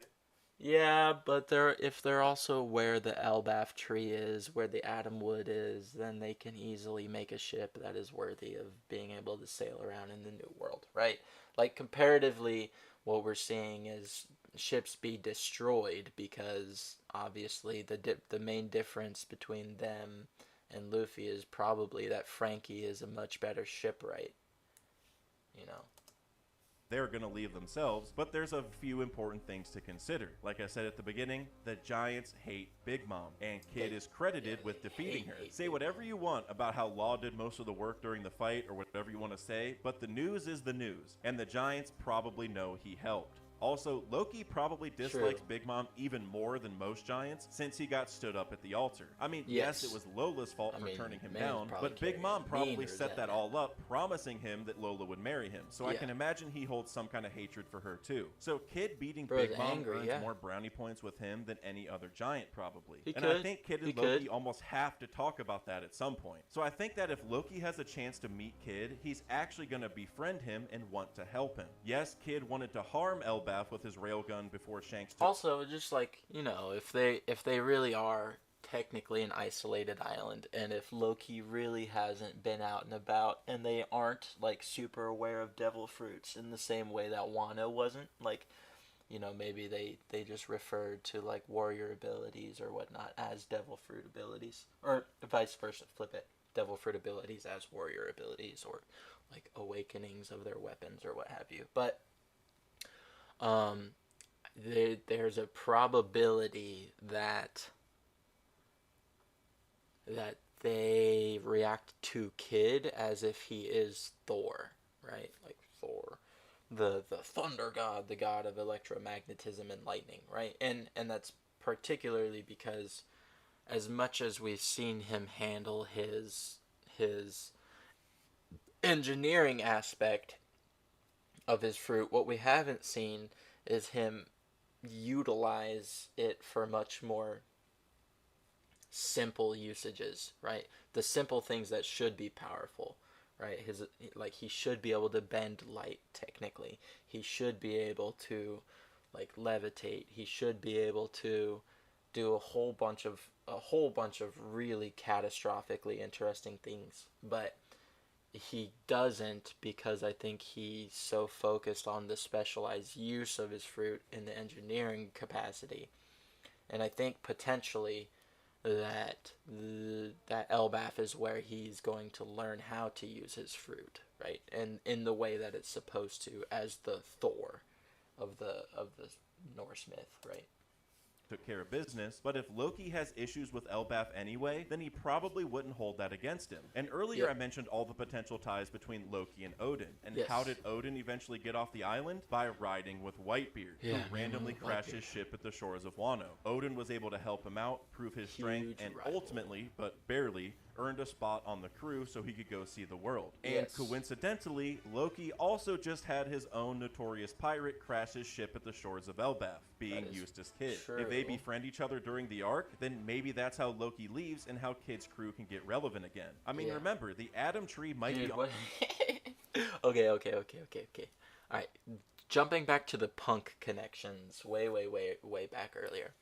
If Loki is like this prince who's like rejecting Elbaf culture and trying to change it, do you think a punk mindset would help with that? Like, go fuck yourself, I'm gonna do what I want, instead of like what if Loki is this like super timid and like kind, gentle, soft guy, and the reason that he's having so much trouble in Elbaf is because obviously they're all warriors, so they're pushing him around and not letting him do things, and he's not able to accomplish the things that he wants. And then Kid comes in and like influences him to be this like brash punk like person. That's when he starts like finding the gumption to make the decisions and changes that he needs to make. And then Luffy comes in and, you know, impacts it in a much better way. But I could see that happening, like the sort of like punk vibe of like fuck your generation type thing rubbing off onto Loki a little bit, maybe, in that type of interaction on this island. So Kid getting a new ship or a repaired ship is totally on the table. Now, comparing Whitebeard to Kid may seem blasphemous at first, and that's because it is, but if we take away their strength and general awesomeness for just a second and only compare their narrative roles, there is somewhat of a strong similarity in that they were one of the top rivals of the past and future Pirate King. Now, Whitebeard and Roger were basically neck. You don't think it's more accurate to be Law? To be the comparison here? And Luffy is definitely above Kid at this point, but don't forget that Kid did have the highest bounty of every rookie at Saba Odi. He was always framed as a legitimate rival peer to Luffy, with Law helping round out the top three from this era, basically. But Kid still needs a lot of work. Hockey work in particular. And that's what could make Loki the perfect trainer. Converse thought. I kind of want him to not have hockey. And the reason why I want him to not have hockey is because Luffy has incredible hockey, right?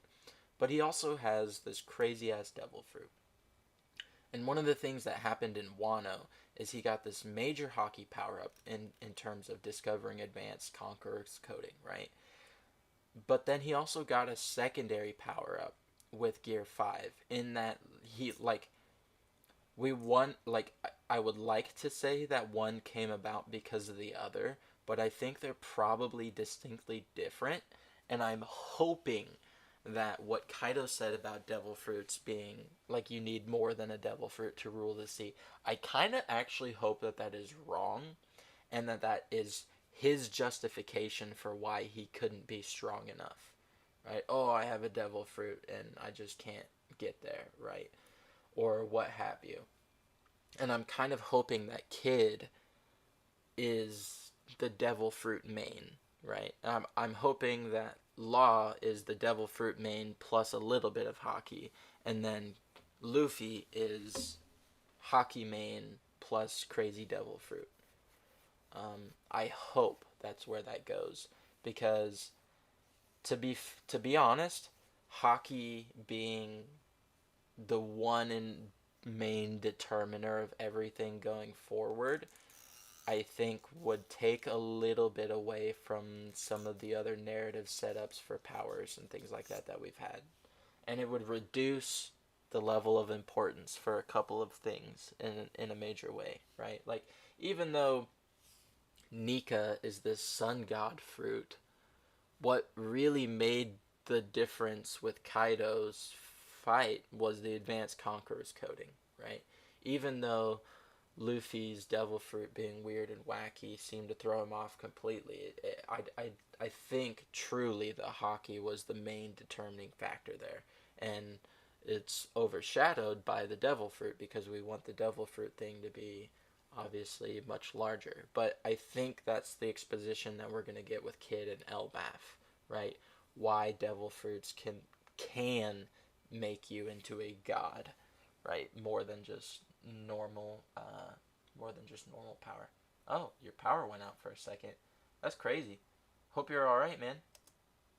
Partner for him, because it seems like Giants are pretty good at using hockey, and potentially Super Conqueror's hockey, which we don't know for certain, but if not Elbaf, then where are we going to learn it? I mean, one of the first grand showings of hockey's power was back in Little Garden, with Dory and Brogy attacking the giant goldfish, which they did a second time against Kid Ship, the Victoria Punk. And if you think about it, it makes a lot of sense for Elbaf to be the arc where we learn more about Conqueror's hockey in general, not even just for Kid, but even for the Straw Hats. We learned advanced observation hockey in Whole Cake. We learned advanced armament in Wano with the Ryo lessons from Hyogoro. And while Luffy did unlock the ability to imbue Conquerors against Kaido, it wasn't necessarily explained, or it wasn't taught to him. Kaido even mentioned how Luffy's usage was sloppy early on. So there's probably a lot more to learn about how Conqueror's hockey works, which is something we've kind of already seen already with Shanks, who was coincidentally just seen at Elbaf fighting Kid. So I think Elbaf is where we're going to learn the ins and outs of. Also, your usage of the word fighting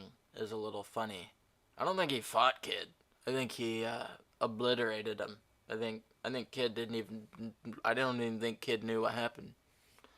Of Conqueror's hockey. I mean, what better place for that to happen than the land of the Giants, where warriors apparently fight pretty much constantly, and where Shanks of all people seems to be connected to. And we know Shanks' Conqueror's hockey is among the best, if not the best in the verse, after seeing what he did against Greenville, as well as what we learned from Film Red in Volume 4 Billion. I mean, he's able to use it to kill other people's observation hockey, and we've always wondered how people even cut wood off the Atom Tree to begin with, and if it is on Elbaf, then Conqueror's hockey may be the answer. And this could potentially explain why they're so good at using it. It's almost like a training tool, and maybe that all ties back to what I said earlier. It fought Kid is very generous towards Kid. Yeah, that's what I'm saying.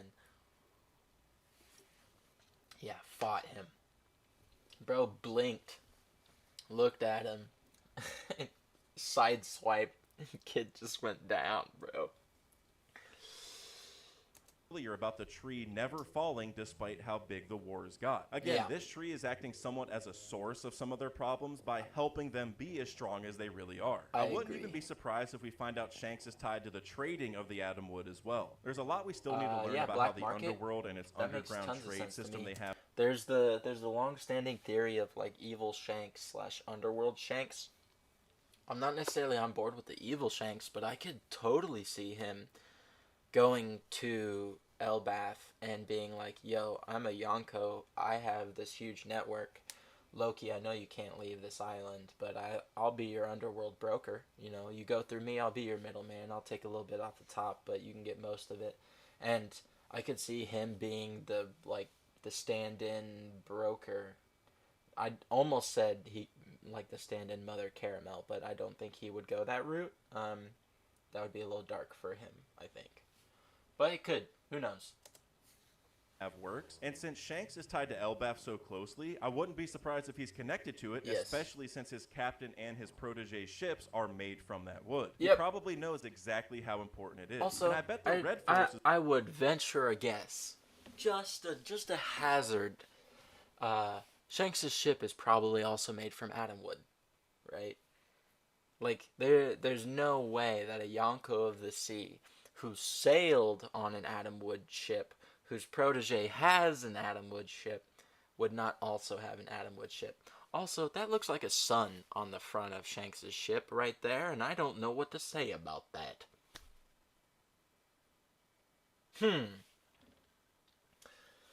I'm probably on board with Underworld / Black Market Shanks. It doesn't necessarily mean evil Shanks. Yes, it just makes sense. Yep, probably. Yeah, I mean, it's kind of crazy. Shanks' ship is honestly one of the cooler ships. Is probably made of it as well, and that may be a reason why he continues to protect the island, as well as his connections to the Giants, of course. Unfortunately, though, I doubt Shanks will be present in the Elbaf arc, since he recently said he wants to go... I'm going to disagree with this, and I'm going to disagree because of the aforementioned propensity for everything to kind of converge in Elbaf, right? Like, we all kind of need the story elements to weave together before they continue to diverge again. And I'm betting that Shanks' run-in with Kid gave him enough of a pause to get some info about what happened with Blackbeard and Law at Winter's Island. And then I bet you he's not going to wait for Luffy, I don't think, but I think he's going to do something on Elbaf that will take him to the point in time in which Luffy will arrive. He's implying in the panel right there that they should have left the island. He's dipping. Yeah. When you're originally planning to leave, let me put it like this. If I'm at home and I am about to go out to the store to get something, and then not a friend of mine, but someone shows up to my house and they come in and they start talking and whatnot, and then we get sidetracked into this little conversation, or maybe even I just spend 30 seconds being like, hey, I'm actually about to head out, can't talk, but then he's like, the person who stopped by has brought the thing that you were looking for, right? Or, like, you're standing there telling him to shove off because you're about to leave the house, and then you get a phone call, and then someone's like, hey, I'm delivering the thing that you want right to you. Just stay there, right? Like, the plans can change, and sure, he could have been wanting to head out directly after Blackbeard before this, but in the time in which he's interacting with Kid and all of that, right, his plans could have changed, but also I think information about Law and Blackbeard being close is enough that I think Shanks would probably wait to either reevaluate or make some sort of move that would keep him in the area. I don't think he's not going to be present during Elbaf. In fact, I think he's going to be present during Elbaf, but not directly front and center. I think he's probably going to be responsible for a lot of the things that go down until Luffy gets involved. claim the One Piece. And it might be another little while till the crew makes landfall at Elbaf anyway, but I'm sure his influence will still be felt during the arc. I can see Shanks being to Elbaf almost like what Ace was to Wano, but probably even more involved. We might even learn a little about his history through the Giants, and it could be a perfect setup for the eventual meeting between him and Luffy right at or before Laugh Tale or something. But to tie this whole Conquerors hockey discussion back to Kid, the thing is that despite him having all three types of hockey, we've never seen him use a single one. Now, Kaido himself confirmed Kid did have Conquerors, but clearly Kid just had... Yeah, he's Conquerors hockey just like that brat Kid. We don't need that many Conquerors. Yeah. So I think it's... I think Parvision has the idea that the reason why Luffy has so much exposure to hockey and understanding of hockey is because he distinctly encountered all of the Logias, right? His interactions required him to somewhat learn. I think he's going to be fighting Blackbeard during Elbaf, to be honest, but it'll be somewhere off the coast of Elbaf or something, or Hachinosu. I could see that. Or, here's the thing, right? Warland Elbaf, the land of the giants, is probably big enough that there's multiple islands worth of space in it, right? That's what I would assume. And as such, like, you don't have to have them be on like different parts of the world for it to feel that big, right? Like, especially if like the tree is so big that in a branch is like an island, or more than that, you know? Like, if you have that much land mass and or area to exist in, then it's likely that you could lay low and not come into contact with each other or interact until way later in the saga.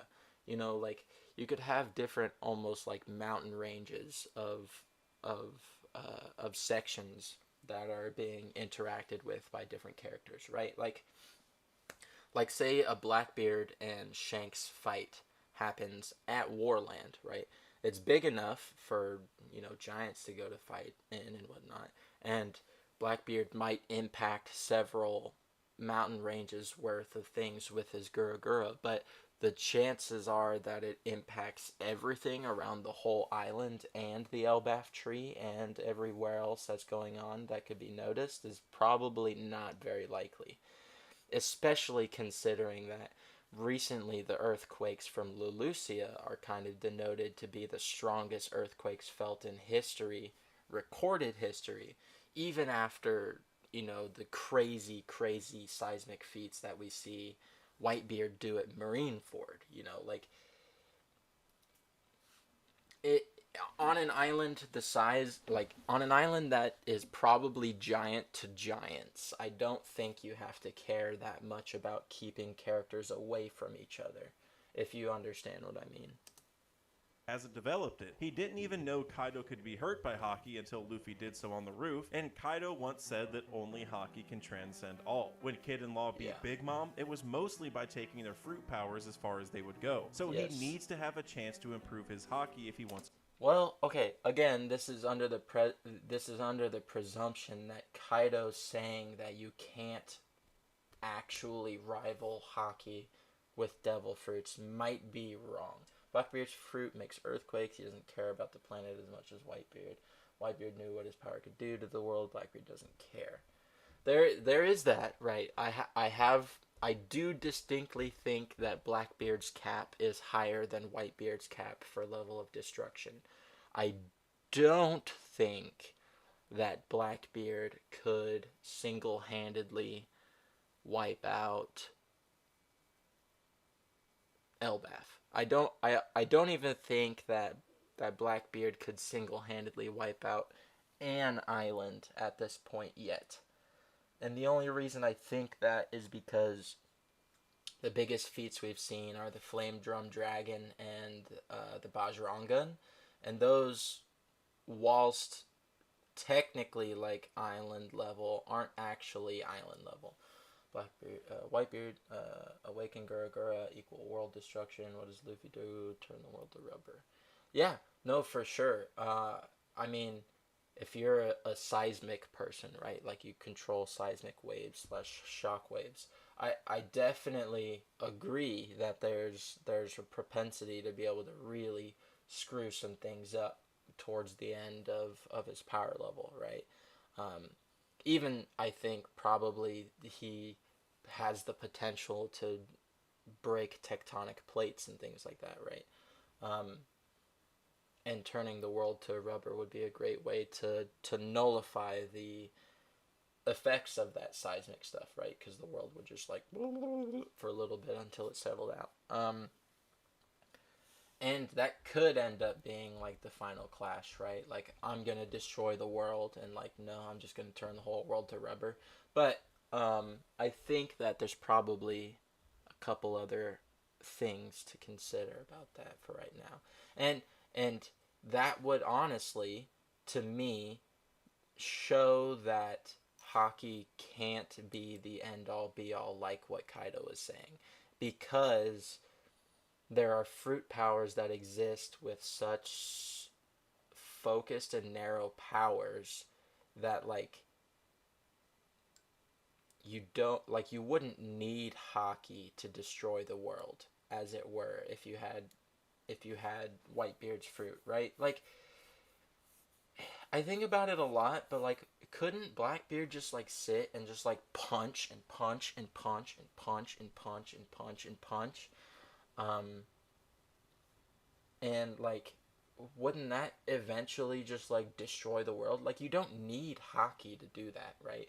And so to say that like hockey is the end all be all, I think is a misnomer, and I think that is done on purpose by Oda to make us think that the devil fruits and the awakening is kind of like completely nullifiable slash weaker than like all out hockey.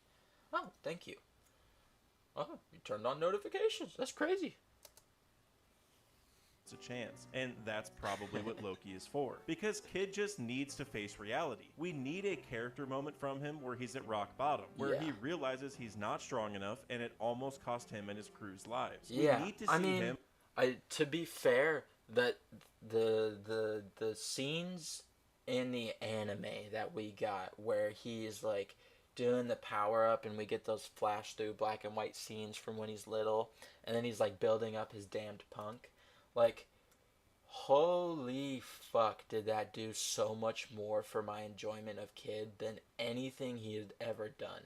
And it was literally him sitting there and minor uses of his devil fruit, and then like intelligent character exposition. Like, that to me is what hyped me about Kid more than anything, and it came from the anime, unfortunately.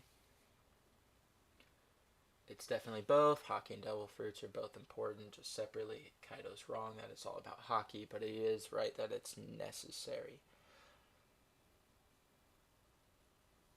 I think my response to that is I agree with you that it's probably necessary, but I would want it to be that the full capacity of hockey and the full capacity of devil fruit are equal, and that you don't, like, they're not necessarily one each other's weaknesses. Like, that's what I would hope, but that might just be like me wanting it to play out too clearly and well defined, you know? And I mean, I guess if technically hockey is like your will and your spirit, then thematically it would make the most sense for that to be the most powerful set of powers that you could develop and train into. I want them to be fundamentally different power systems that can reach the same levels and goals and capabilities. I don't know if that's what it is, though. Kaido's wrong. Yeah, I agree. Him like Luffy was in Saba Odi, or like he was after Marineford, just distraught and vulnerable. And yeah, he needs to territorially broken. He had his conqueror's spirit, that thing that drives him forward, that will in himself to not hesitate, was broken. And that, I think, changes his lineage factor, because large-scale emotional and characterial changes, I think, impact your lineage factor, which then impacts your powers. So the forcible suppression and then the realizing I'm at the bottom and need to rise higher, I think, is probably really important for his growth. And I think this SmackDown with Shanks is going to be the largest growth we've seen from Kid, despite all the jokes and memes. To be Joy Boy and change the world, you need both hockey and a fruit, but I think Kaido is mainly saying if you have no hockey, you have no chance. Like, you can't have zero hockey, but you may not necessarily need the best hockey. Yeah, I mean, it makes tons of sense. I don't want it to be like that. And the reason I don't want it to be like that is because devil fruits are just really cool, right? We were introduced to them as kind of two separate power systems. And even though hockey seems to be the nullifying / weak point of devil fruits, I kind of hope that at some point we see the devil fruit version of being the weakness to hockey. And I think that would fully round it out to me as like a fully complete, like decently defined magic system that can be stretched and thematically approached, rather than having to declare that one is definitively better than the other, even though we want to potentially say that your will as a person is what primarily drives you to gaining strength throughout your life. I still think that I would like for it to be different aspects. And without the right fruit, as Roger may have learned, the best hockey can't do it either. You need both. Yeah. Again, I don't want it to be like that because I want everything to be achievable via not having a devil fruit or not having hockey. Like, in my mind, I want both characters to be able to reach the same goal and the same capabilities from only having a devil fruit and only having hockey, and not necessarily needing both or preferring one over the other. But again, these are my personal preferences, what I would like to see versus what I think is probably likely, which what you're saying is probably likely and is probably what is actually in the manga. But I would hope, for me, as a more interesting facet, being able to actually make fights more interesting, I think to have them, to have one be listed as the more definitive, stronger, and like better power, I think is a minus, you know? Realize that hockey is one of the root causes of that. He's like a guard in the NBA who can't shoot threes or something. You can't stay on the court if you suck at something that essential. Man can't shoot nothing. He can't even, not just threes. Man can't do a layup. Man can't alley-oop. Man can't dunk. Nothing. Game. Even in the Udon prison, we saw that he was about as physically strong as Luffy, but then he dipped right before the hockey lesson started with Hyogoro. Because the other thing Kid sucks at is gaining allies, which is Luffy's greatest trait according to Mihawk. Luffy inherently excels at arguably the top two things that can take you the furthest in the One Piece world, while Kid sucks at both of them. He's constantly trying to start a fight, and the only reason his bounty was the highest at Sabaody is because of what he did to innocent people. Yeah, bro, so him meeting and even and befriending him could offer two kinds of distinctive paths for growth for Kid. Because let's face it, Kid's crew has been about as pathetic as he has. Killer is great, but he wanted to put up a picture of Russell Westbrook when I said that 3-point thing, but I like rest. Yeah, let's not let's not roast people too bad in connection to Kid, man. Like, because that's some deep cut slander. Even befriending him could offer two kinds of distinctive paths for growth for Kid. Because let's face it, Kid's crew has been about as pathetic as he has. Killer is great, but Heat, Wire, and the gang just aren't it. They couldn't give up those road poneglyph rubbings fast enough whenever Shanks pulled up. Literally, so Kid just needs upgrades across the board. And I think Loki's just the perfect person for that. And if Loki's talked to Saul at all, then that could provide Kid with some important information regarding the past or the poneglyphs, since Saul has some information from Ohara. Katara. And now, maybe you've been wondering, how is Kid even going to get saved from the ocean that he's drowning in right now? True. Well, in Norse mythology, there's a story where Loki created the first ever fishing net, and he... Wow. You went with a deep cut for this one. Was found in that still burning, realized stream was the only means of escape, so the god reconstructed Loki's net and used to block fish from leaving the immediate area. Dude, that's hilarious. Lame ass crew. Yeah, for sure, bro. Are you kidding me?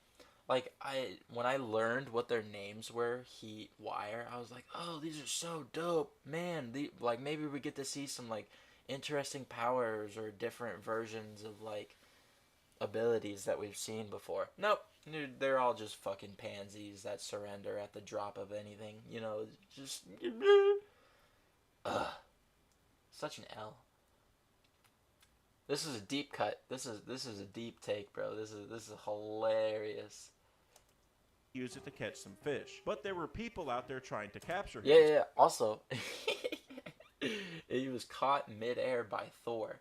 Hey, let me ask you a question. If there's anyone who is potentially aligned with Thor, who could it be? Like, Loki has a story connected to that? Okay, this has to be something. Yes, bro. It's funny because I think a lot of the, like, human inventions are attributed to Loki's mischievous playings. Yeah. That's so funny. I love the whole turned into a fish thing. It's so common. Did you guys know that there's a whole NL coming to Elbaf? Yeah, I'm super on board for that. I mean, even if you just look at the name of his devil fruit, the Goro Goro no Mi. It's not the lightning fruit. It's not even it's not even the electricity fruit. It is the rumble rumble fruit, or rather the thunder fruit. It literally, his fruit is the sound of thunder. Enel is the thunder god. And the reason why Enel's the thunder god is because his fruit is the sound of thunder. But what I will say is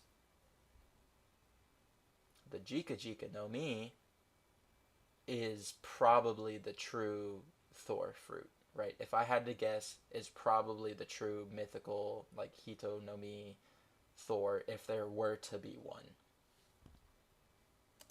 So when they found Loki, Loki then burned the net and transformed into a salmon. But those who were chasing him were able to recreate the net, and they used it against Loki to fish him out of the water. Yes, I think sir. Oda could flip this story on its head a little bit Y'all and know what have tomorrow Loki is? fish Kid out of the water. Wednesday, hump day.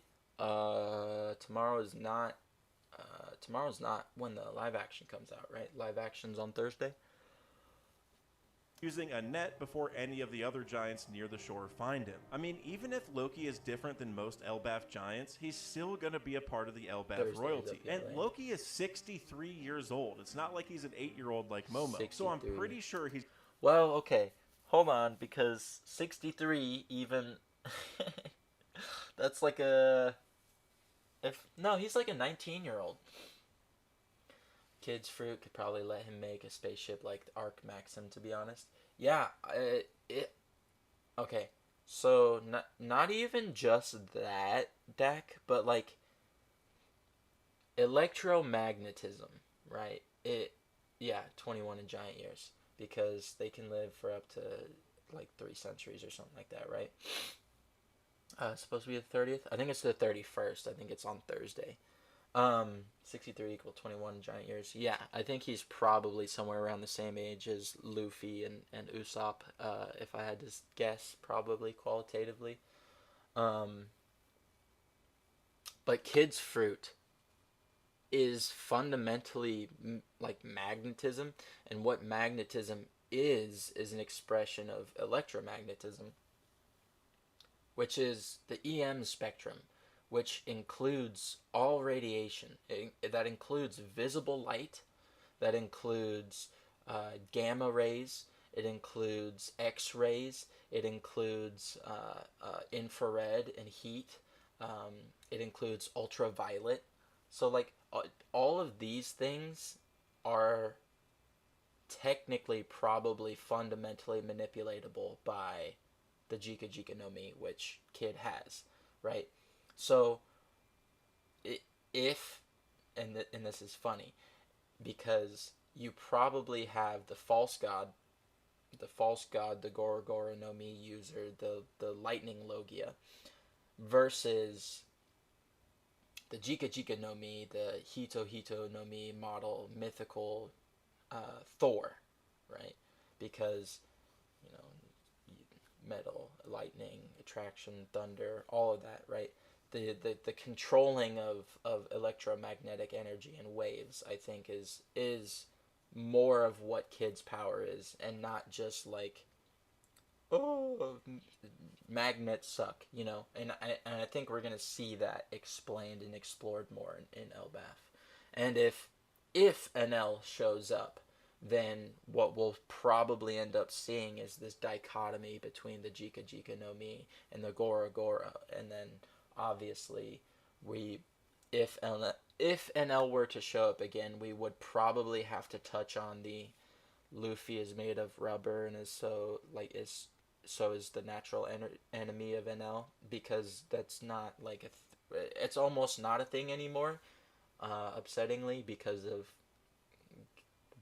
the Gear 5 thing, because he's not the rubber man, even though he is.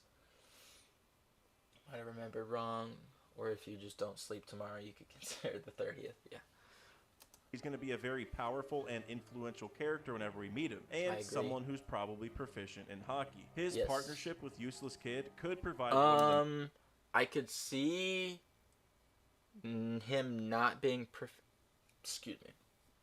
I could see him not being proficient in hockey because he could potentially have this more like timid, cowardly persona, which is why he's potentially opposing the cultural stuff of Elbaf and whatnot. Like he could lack hockey, and via interacting with Kid and whatnot, they manage to teach each other or learn or what have you. But yeah.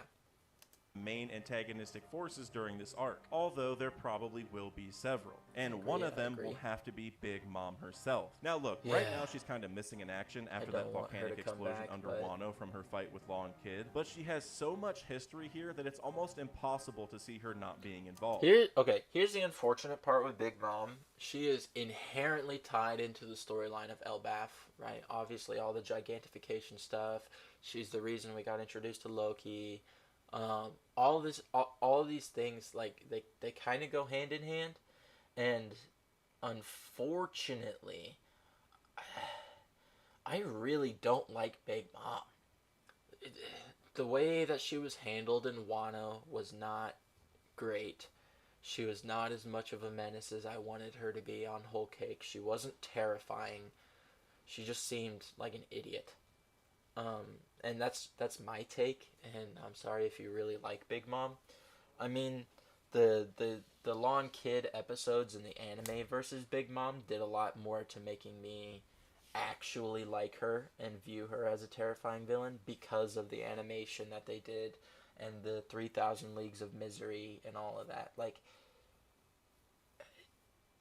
I don't like Big Mom because she's not as scary as I feel like she was supposed to be. And they could fix her up in Elbaf, right? She comes back, gets involved, is actually terrifying, is blah blah blah blah blah, maybe like awakens her fruit, who knows. But the problem is she's had so long to be this gigantic menace, to be this looming force that like controls everything, and instead what we've gotten is this like continuous doddering idiot that bumbles around who gets taken down by these chumps that don't even really use hockey. Like, my relationship with Big Mom is real hit or miss. Odin was a natural born menace. Shirahoshi was like the fastest swimmer in Fishman Island, despite being in a room the whole time. Loki's gonna be naturally talented. I could see that, and I could see that being anything really, right? Like you were saying, he could be naturally talented with hockey or X, Y, and Z. And if hockey is sort of the like main focus of the Warriors of Elbaf, right? And if that is like their main thing of training and whatnot, then I could see that being the natural talent. But what I would hope is more that he could be like naturally talented and just like raw strength and durability, just being like a physical unit, like a physical monster that just can't be taken out no matter what. um, yeah, I don't know. Or he could be like a master of like Rokushiki or like Life Return, or maybe he could be like a master of Semi Kikon, like controls his body, like he can like shrink and grow big or something. Who knows? As I've said many times already, she's basically public enemy number one for the Giants. Her Yeah. name is barely even spoken of on the island, and a lot of that started because of her rage on Elbaf during the fast for the Winter Solstice Festival, which has its own direct ties to Norse culture because the food Big Mom wanted that entire time was semla. This is something traditionally eaten before Lent in mainly Sweden, but other Nordic countries as well, on Fat Tuesday, or Fetistag. Forgive me for my pronunciations in this section, but semla is also a derivative of a German word, which could tie to Mother Carmel, who used the German word Geburtstag, which means birthday, for her attack that created Pandora. Oda probably used birthday because this is the day Pandora was created. But it could also be a cheeky nod to Linlin's birthday, which was shortly after this event, where Mother Carmel seemingly got eaten by Big Mom. I think this whole flashback is also pretty clearly a very, very small microcosm of Ragnarok from Norse mythology, because everything got burnt down, and then afterward, a new sun appeared, which is a pretty common storyline in most Ragnarok renditions. That's a great one. Yeah. After the end of Ragnarok, when it's just ashen plains and grassy meadows, Vhall-t, one of Baldur's sons, comes and they reseed the ground, and from that is which the new sun is born. But Vhall-t, the son of Baldur, who was killed earlier. Great stuff. Conditions. Mother Carmel even said that it was the sun god who saved them, which should sound alarm bells for all sorts of reasons, and I think that mainly this event is a precursor to a true Ragnarok that the Giants will experience in the future, sometime after our crew gets there. So that leads us back to Big Mom, who even as an adult has gone on several rages of her own. She even has a homie named Prometheus, who is essentially exactly the same as Pandora. Even their faces are similar. I've kind of wondered if Prometheus is just Pandora. I wanted to talk about Fenrir so much, but I couldn't find a good way to fit him in. Yeah. The thing is with the really big ones like that, with Fenrir or Loki, unless it's like really tied in and obvious, like it is with Loki, then it's still kind of super up in the air as to who Oda wants to tie these parallels to, right? Because like swallowing the sun, I mean, that's a pretty big thing to happen, and that's a thematically crazy thing to tie to the fact that Luffy is the sun god, right? Okay, so what are the things that have swallowed the sun god? Okay, a snake. Okay, what else? A giant dragon. Wapol tried to swallow him but couldn't chew him up. All that stuff. The thing I'm thinking with no basis really is that Loki will have a Fenrir zone fruit. He could. So we see Wano has a guardian deity, the Inu. It's the Inu fruit, right? It's the dog, but it's the model Yamato. No, false. Yamato no Okuchi, I think that's what it is. Yamato no Okuchi. The dog fruit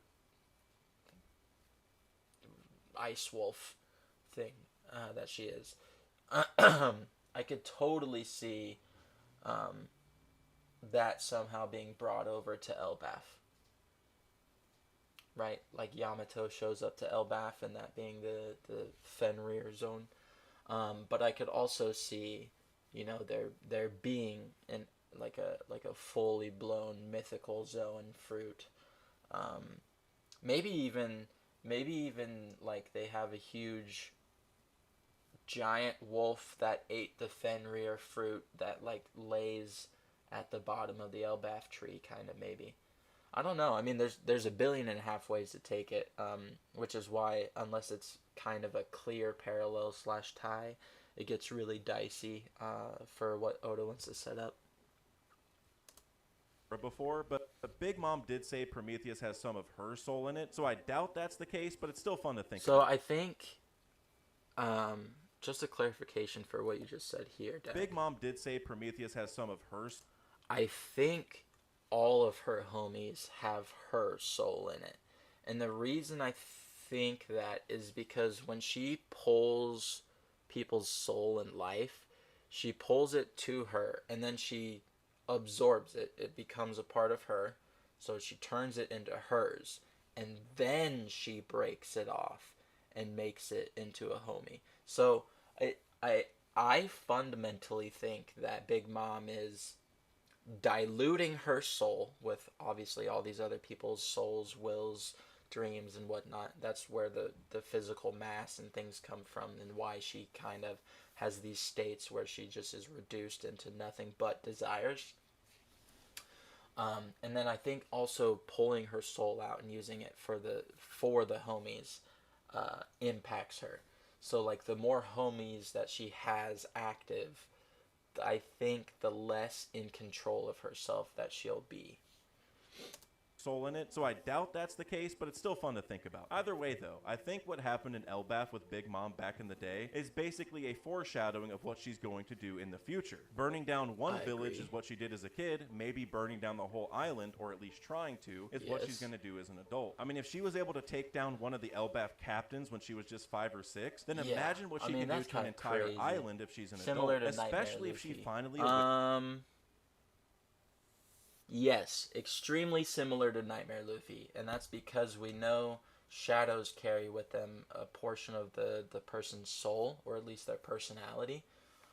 So I would say that comes with soul, right? And in terms of Big Mom pulling other people's lifespan / soul off of them,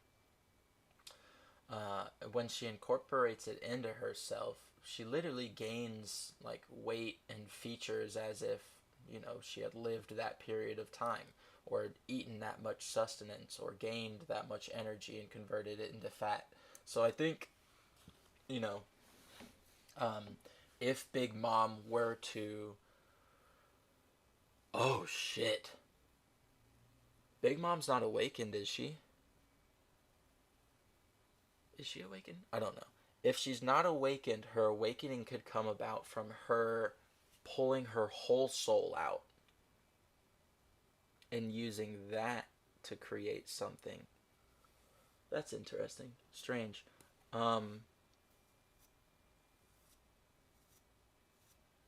Yeah.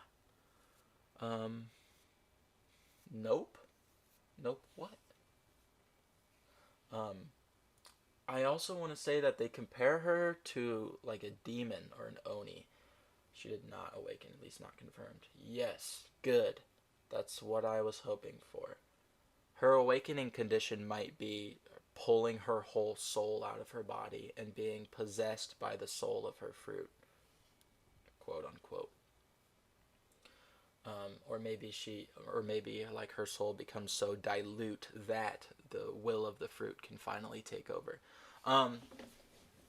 That's potential awakening. But in terms of big...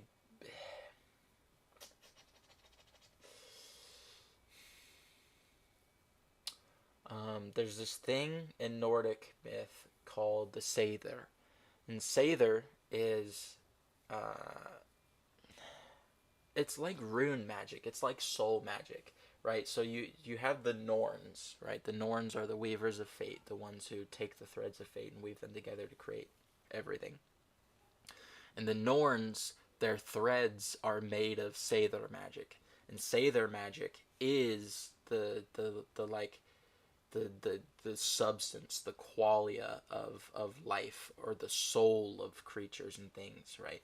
So like the if you were to take, say, a Sather thread tied to a specific tree and knot it, that tree would die because you tied its life into a knot and cut it off from being able to function.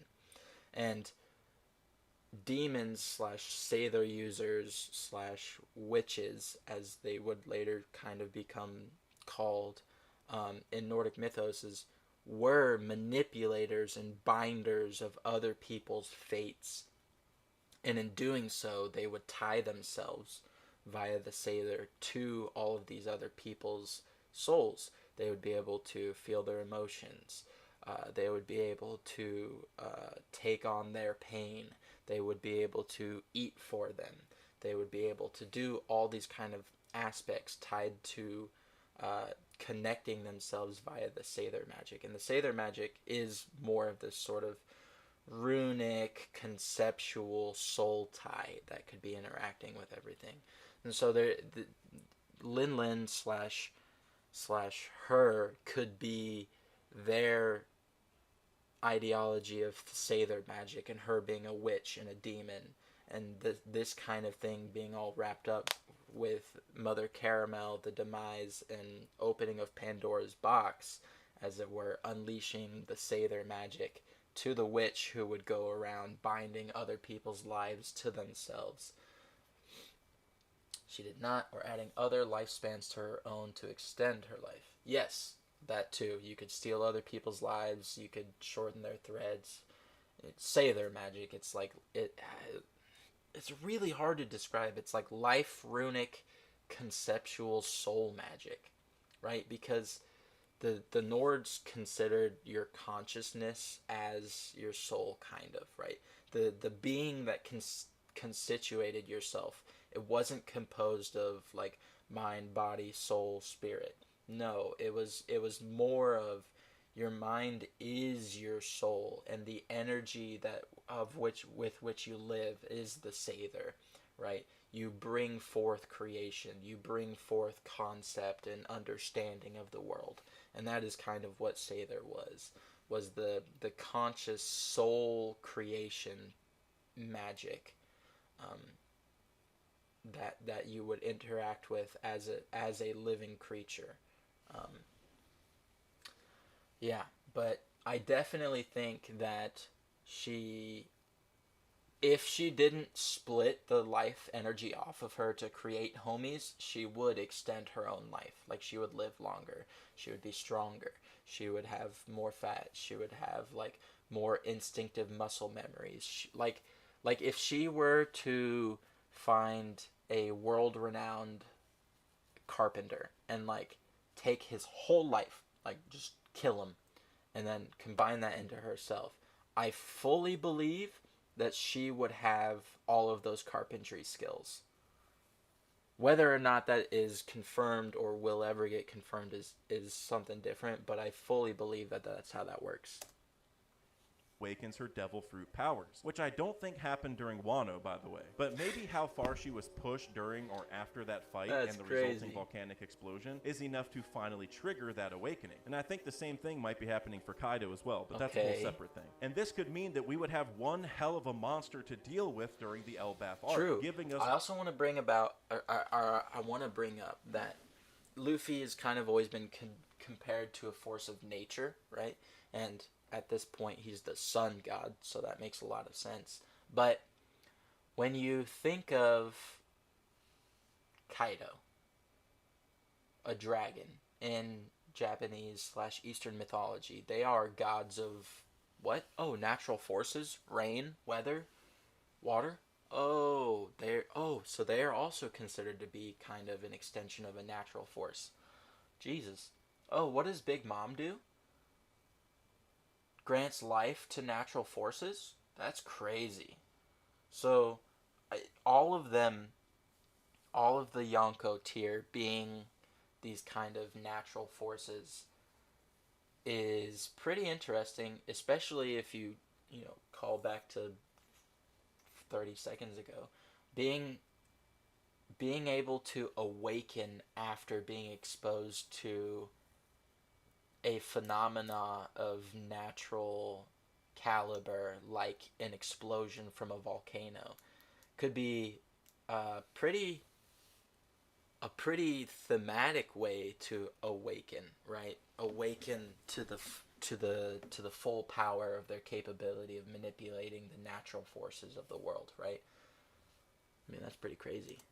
One of the main antagonistic forces. But the layer here that I think is really funny is that if Kid does get a lot of credit from Loki or the other giants for defeating Big Mom, and then Big Mom pulls up, they're all gonna think he's a fraud. A lot of us kind of think he already is because Law put in so much work during that fight, but if Big Mom comes back and terrorizes Elbaf, then there was no reason for the giants to celebrate Kid in the first place. So maybe that would provide kind of a test for Kid or some kind of motivation for him to actually get stronger and help the giants even more. To prove to them that he is strong enough to beat her, and maybe that also proves it to us fans. And if leading up to this, Kid was training with Loki and developing all sorts of hockey, maybe he would have a chance of fighting her and proving to us fans as well that he isn't really a slouch. But you know what I would love? You know what I would love? Is if Big Mom showed up and Kid still didn't have any hockey, but still managed to beat her. I would love for Kid to double down on the no hockey, master his devil fruit, and then absolutely fucking blitz Big Mom.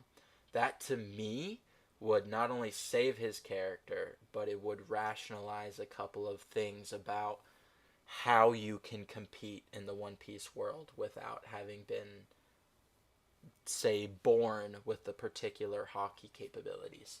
Now, the issue with that to me is that this is Luffy's story, and he even promised to Katakuri that he would return and beat Big Mom one day. So I'm not sure if Kid would actually defeat Big Mom on his own during this arc. I mean, that alone sounds kind of crazy, but I think he would at least do enough and grow enough during the fight, which is the important thing, to prove he's actually getting somewhere since he did it without Law's help. I mean, him and Law had to work together to beat Big Mom without unfortunately, being awake. like, he doesn't need to go anywhere narratively because obviously he's been removed from the running of the Pirate King, right? Like, that's what that was an establishment that these guys, whilst important and cool and awesome, are fundamentally going to fall underneath Luffy and the other contenders, right? Like,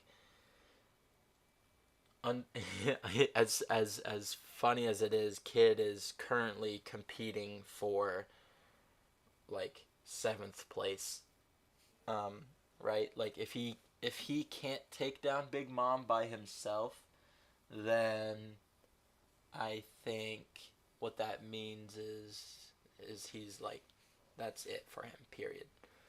If we don't get something from Elbaf in terms of Kid redeeming himself with Big Mom, I think then it was fully a finalizing of Kid's full like character, in terms of like bringing him down like that, like he did with Shanks.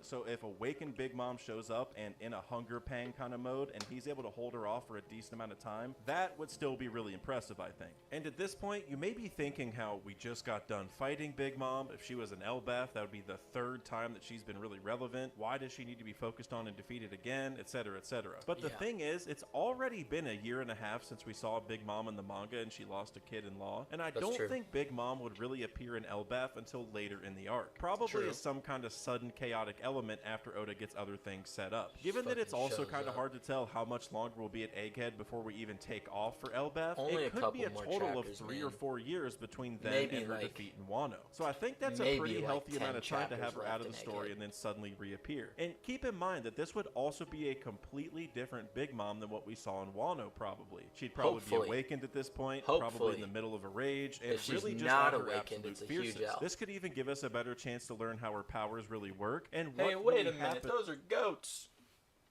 Those are goats. Those look like the Mary masthead, but with a cloud of nice little steamy around her.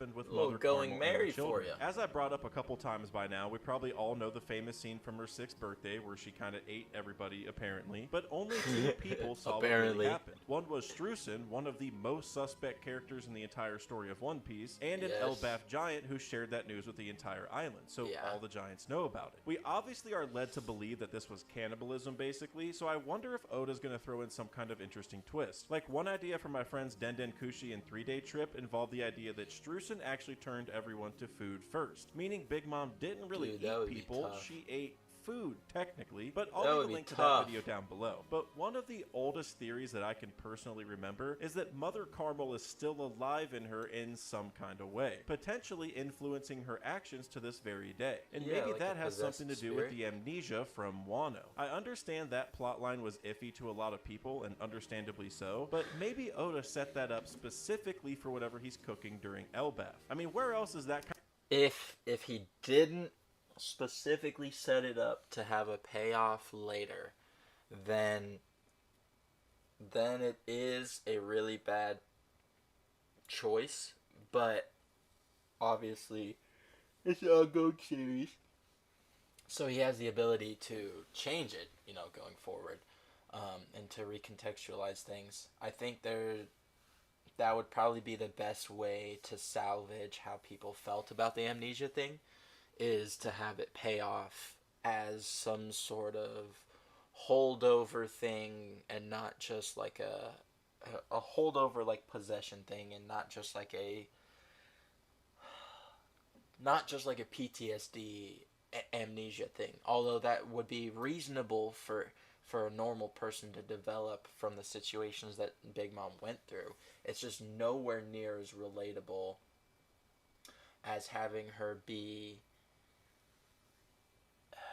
affected in some way, shape, or form beyond what she can conceive of, or has the ability to rationalize / control herself with. kind of information going to get revealed anyway, because every giant knows what actually happened, and they were friendly with Mother Carmel. I don't have a surefire theory on what will happen here, but I just know Elbaf is where we're going to learn more about it. But the thing is, Big Mom has gripes with Kid, Luffy, and the Elbaf giants, kind of equally so. So I can see her rampaging and destroying basically everything in sight once she gets there, just like she did during Whole Cake while looking for the wedding cake. Yeah, the maybe Smoothie can do something. Fighting each other most of the time on their island, but after seeing what Big Mom did as a child at Elbaf, she would probably bring a true Ragnarok feel to the arc itself. And like I said at the beginning, Frankie said that despite all of the land's massive wars, the tree never fell, always offering a chance to rebuild. And this is where we need to dive into what Ragnarok really means, and why the Adam tree falling almost has to coincide with that event. Because if Elbaf can always rebuild... We couldn't choose one of the mythoses that didn't end with it not falling. I like trees. I'll be heartbroken if the Adam tree falls. I don't like seeing trees get cut down. I would really hope not, even though thematically it fits. Continue on as long as the tree is there, which is basically what Frankie told us, then without it, they would basically have only one chance to make things work. So for Loki, Kid, or Big Mom, or anyone else to bring a true Ragnarok, or a true change to the Elbaf culture, then the Adam tree probably has to go. As I've alluded to throughout the video, Ragnarok and the Final War will basically be synonymous in the world of One Piece. It's just the giants will call it by Ragnarok. By the way, I also... the nature of Ragnarok is rather cyclical, obviously, like you kind of touched on it a little bit earlier in the video, but Ragnarok is cyclical, right? So like Ragnarok happens, and then obviously you have like the green fields and empty ash, the primordial void, Ginnungagap, and then obviously the formation of everything repeats, and then you have the end of the cycle, which is again the Ragnarok, where everything gets reset. And then you end up with those ashen fields and green pastures again. And it's supposed to be this sort of repetition of cycles, because one of the things that a lot of people have a struggle conceptualizing with Nordic mythos is it's not monotheistic. It's not even really pantheistic, because it was more about the reverence of the natural cycles and how things ebbed and flowed. rather than like a distinct beginning or end or definitive message. In fact, most of the mythos was to be explaining the natural phenomena, the changing of the seasons, all of that stuff, rather than it being this sort of like representation of good and evil and like humanity's triumph and then the great battle. Like that, it's less of that and more of the cyclical nature of how things have to come to an end in order for new things to be reborn and like for new things to continue. Ragnarok specifically. And the reason I've harped on this so much during the video is that in Norse mythology, Ragnarok is referenced over and over and over again. It's basically the apocalypse, or the end of days, where all the different realms and gods clash in a massive war. And while some stories of Ragnarok will differ from others, it's usually mentioned that the world burns or gets submerged, which might sound a little familiar after the old Mother Flame. Either a grand flood or like a grand flood flooding the tree roots, rotting them from the end.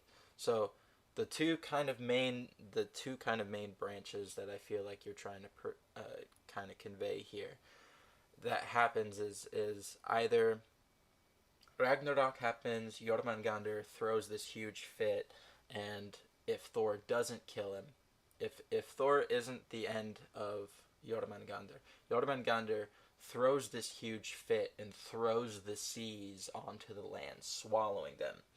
What this does is drowns the roots of Yggdrasil, so the tree rots and dies. So that's one kind of main scale ending, with huge flood via Jormungandr not dying. And the other one, obviously, like you just said, is burning, right? The fire giants of Muspelheim wreak havoc and burn the world tree into ash and cinders. So there's nothing left but just an empty void, right? Empty land, barren land. Obviously, you have Valhalla, the gates opening, the Einherjar all coming out to fight, all that stuff. Got into action, and after Ragnarok's over, most depictions say that a new sun rises at the end, almost like bringing a new dawn, which is something we've heard in One Piece oh so many times. So what better place for the final war to kick off than the place that prophesizes about the end of the world anyway? Elbaf seems to be a place that's also in war perpetually. So wouldn't it be ironic that what stops all the wars in Elbaf is what begins a war around the rest of the world? And that is why I think the Adam Tree has to fall. Just like the Tree of Knowledge that fell in Ohara. Also, not canonically. Why did I want to say canonically? Historically, I think most of the legends about the beginning of Ragnarok mention something called Fimbulwinter. And Fimbulwinter is an unending winter, right? Snow, rain, blah, blah, blah, blah, blah, blah, blah. Just unceasing coldness and darkness obfuscating the sun, right? This ultimately concludes with Fenrir swallowing the sun, dooming everything back into darkness, the end of days, blah, blah, blah, blah. Everything gets cleansed, new sun born again, cycle repeat. But, I lost my thought. And that is why I think the Adam Tree has to fall. Just like the Tree of Knowledge that fell in Ohara, like Giant Jack that fell in Skypiea and revealed the bell in the poneglyph, the Adam Tree will also have to fall in order to usher in a new era. And another reason for this that I'd like to hone in on is the Sunlight Tree Eve. We know this tree to be the one bringing sunlight to Fishman Island, more than 10,000 meters under the sea. And that's a beautiful juxtaposition to the Adam Tree, which probably shoots all the way into the sky. I'm sure we're all familiar with the creation story of Adam. And its roots probably go all the way into the underworld, as it were. And there are potentially islands down there, right? Like, I mean, there's an island at the bottom of Sunlight Tree Eve. So could there not be an island or like an air pocket at the bottom of, Elbaf Adam? and Eve by now, but it hits a lot harder when you consider all the other ties to Christianity that the government already has. Like their symbol is a cross, all of the celestial dragons have saint in their name, their holy land is called Mary-Joie, hinting at the Mother Mary potentially. So I think the story here is that the Adam tree needs to fall to mirror the Eve tree also falling. Well, we don't have a ton of information on it, but geographically speaking, it's probably inside the red line stretching all the way up to the top where Marie-Joie is. And I say this because Fishman Island is directly beneath Marie-Joie and the red line. So where else would that tree be going, really? So this is a great depiction because, I mean, that's just, you just do this for the Elbaf tree, right? And change it so that way at the bottom, instead of water, there's an air pocket, and then you have potentially space for an island on Elbaf for, like, dwarves or other things like that, you know?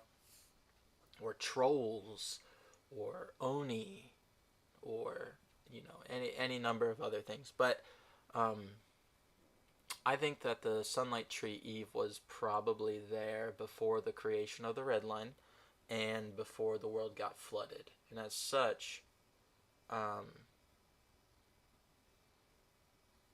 maybe Sunlight Tree Eve was the original Adam tree, and then the Red Line was created around it in order to stabilize it and keep it from falling. Because we see all the Drum Kingdom drums, those could be tree trunks that have been cut off. So what if the Red Line was just a way to protect the tree from being cut? Now, we don't know for sure, but that makes sense to me. And perhaps it stretches all the way up to Emu's flower room even. But the reason that this matters at all is because we already know Luffy's supposedly gonna destroy Fishman Island because of Shiarly's prophecy. And there are already tons of theories about destroying the Red Line as it is. And in doing so, the Sunlight Tree Eve would probably get destroyed as well. This could connect... Or, conversely, going off of the sun being born again, the Sunlight Tree Eve gets exposed, pulled from the earth, from the Red Line, and becomes the sun to the rest of the world, right? So you remove it from the ground, raising Fishman Island, or you remove the Red Line, so that way Fishman Island is just there now at the foot of the Elbaf tree, or not the Elbaf tree, of the Eve tree. I think there's a likelihood that could happen, you know? To how Dorian Brogy said that the serpent soaked in blood was the only thing that could withstand their attacks. Probably a nod to the Norse legend of the Jormungandr, one of Loki's children actually. But most people assume they were referring to the Red Line. Oda has kind of set up two different trees that the giants can't take down. One is the Eve tree, because it's probably covered by the Red Line, and then one's the Adam tree, which never fell despite... Yeah, they can't take it down because it's covered by the Red Line. Hey! Wow, good job, Dak, hitting on the same thoughts. That's crazy. Man, it's almost like if I just let you play the video, you would, like, convince me and, like, show me all the same points. Kind of crazy. All of their wars. There's a reason that Oda made these two Adam and Eve. Both trees are vital to two important allied countries, but for one reason or another, both will probably need to be destroyed in order to usher in a new era. Maybe it'll be Luffy, maybe it'll be Usopp, maybe it'll be Loki, Kid, or Big Mom. Whoever it is, though, I think the Adam tree will fall during this arc, thus kicking off our final war. Adam and Eve were also believed to be the first ever humans, giving rise to the rest of us, basically. And that also makes me think back to what Saturn said in Chapter 1090, that no matter how low the humans' population dwindles, they can always multiply again. As long as you have an Adam and an Eve, you could say, you can basically regrow the population. That's so true. Maybe by destroying both the Adam and Eve trees, that's a symbolic way of combating that mindset and showing that it is time to usher in a new dawn. I mean, the Red Line is almost indestructible, and the Adam tree was so strong that Frankie and Tom built the Pirate King ships out of it. So seeing those two fall would truly be a sign that the final war is upon us, and to the giants, that Ragnarok is upon us. Also, what better way to make a much bigger pirate age than to, like, immediately have quintillions of tons of wood to be used for pirate ships that is nigh unbreakable. especially if Uranus is on top of that tree. Like I said, sir. Fishman Island and Wano both had ancient weapons, so Elbaf should have one as well. Meat Especially potatoes. since the arc before it was Egghead, where Vegapunk focuses on weather, Sky Island clouds, lasers, and even giant eggs. All things which people have at least loosely spoken Humpty about Dumpty. when theorizing on Uranus. Yes, I have sir. a whole video connecting those things if you want to check that out. That after was a this. flame But the point video. is that Go this check is it the out. perfect place for Uranus to enter the story. And I think this is something that would happen at the very, very end of the arc, because agree. that's what usually happens with ancient weapons. We didn't learn Yes. Shirahoshi was Too big Poseidon of until the stakes end. to be We didn't know early Pluton reveal. was in Wano until the end. So I bet we don't learn Uranus is there until the tree has already fallen, almost making things crazier and more hectic than they already were. That's Yeah, why it's I the mean, perfect chance to kick off the So the final end war. of, presumably the end of the Elbaf arc is just gonna be fucking heat lightning, just gas pedal, like going hard in the paint, like it's just gonna transfer from Elbaf into the next thing almost seamlessly due to fast-paced action, right? Because if Elbaf is the final of the like really, really long arcs, then you know you have this huge build-up and then the payoff, and then what? Then it's just chugging it out and it goes crazy, especially with the reveal of the final weapon. I mean, that would be crazy, you know? It's the final countdown! Especially if you believe that Vivi is the one to control Uranus. I think that's the most likely scenario at this point, It's because such a Emu common wants to capture theory, her. and I I've don't said this know a how few to times feel now, about but you're telling me Emu gets a hold of a sky weapon that is compared to an ancient weapon, and True. then directly afterward, after seeing that it works, Emu wants Yes. Vivi? Those things have to be connected. Yes, They it could could be be because of connected. Cobra, but we also know Emu was holding Vivi's poster a while ago. So what I'm thinking could be Yeah. going on here is that Vivi does control Uranus, and once Emu got the replica version of Uranus that they can control themselves in the Mother Flame, they no longer want Vivi alive, so there's no competition, basically. Imagine if Frankie can had used the understand that. blueprints to make Pluton's counter without Pluton actually existing. The counter itself would then be the most dangerous thing. And I think that's True. basically the situation Emu's creating with Uranus and the Mother Flame by eliminating Vivi, or just capturing Vivi. Since Yeah, ancient one more weapons, thing. or the people that control them at least, however you want to phrase it, are reborn every so many centuries, there seems to be some kind of continuous cycle. So for Yes. Emu, the ancient weapons are almost always going to be some kind of threat. But at the same Yeah. time, these are probably opportunities for Emu to get the ancient weapons on their side somehow. But Yes, now that I Emu agree. has a replica, being the Mother Flame, the best thing to do would be to remove the real Uranus from the chessboard entirely and forever. If we believe that I Vivi agree. is Uranus, or controls it, whatever you want to call it, then Emu may want to capture Vivi at this point, so there's no concern for the real weapon to get involved. Maybe Emu could even give Vivi immortality, or freeze her in the freezer, or something that keeps her around permanently, so it stops that cycle of reincarnation, so that Ooh. Uranus is never an issue again. And if Elbaf is Oh. the island where we find Uranus, then it makes perfect That's a sense crazy for all that to take. be revealed there. And I can even see Uranus's powers being used in some way to save them. Like, remember at the end of Alabasta, Vivi yelled throughout the capital, and then suddenly it began raining. It made it seem as if she did it, and controlling the Yeah. weather is probably the #1 most commonly theorized ability for Uranus. So Yes. even if that situation in That is true. Alabasta was just because of the dance powder, maybe Oda can kind of recreate that in Elbaf with the real Uranus. Maybe True. when Atom falls, the island will be in chaos and burning down, but Vivi will be able to make it rain to put it all out. This could actually mimic That the would be Mother epic. Carmel scene a little bit, but inverted in two important ways. One would that it's someone who's truly good that's doing it, being Vivi instead of Mother Carmel, and also the fire would be put out with rain as opposed to the creation of a fake sun, which could have all of its own kind of implications. And I think Damn. ending Elbaf in this Dak, you're fashion straight would kind of spittin'. mimic what we saw with Shirahoshi as well, where her powers were revealed at the very end as a way to save her country. Yeah, Maybe Vivi is able under to do the same duress. thing in Elbaf. And now maybe some of you are kind of wondering at this point, how can I be so sure that Vivi is even going to be in Elbaf anyway? Well, other than the Amazon Lily / Elbaf parallels I made earlier, which could Okay. tie to Nefertari Lily, and the fact Vivi's being hunted and needs some kind of protection in the meantime, we also have to keep in mind that Vivi was literally there on Little Garden with our crew. She Yes. knows the crew wanted to visit Elbaf, and she And Vivi distinctly was challenging their Elbaf beliefs and the cultural beliefs that they're holding.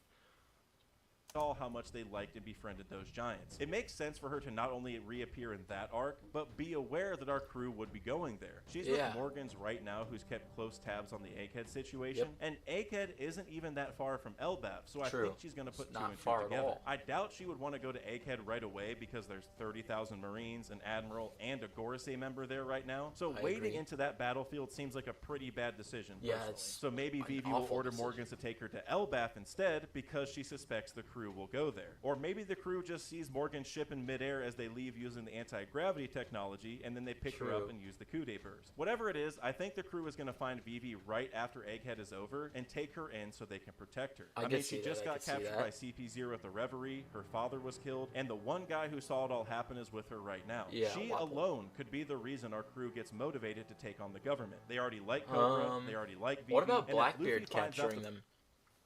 And I know this might not be a super fun one, but Blackbeard captures Wapol Vivi.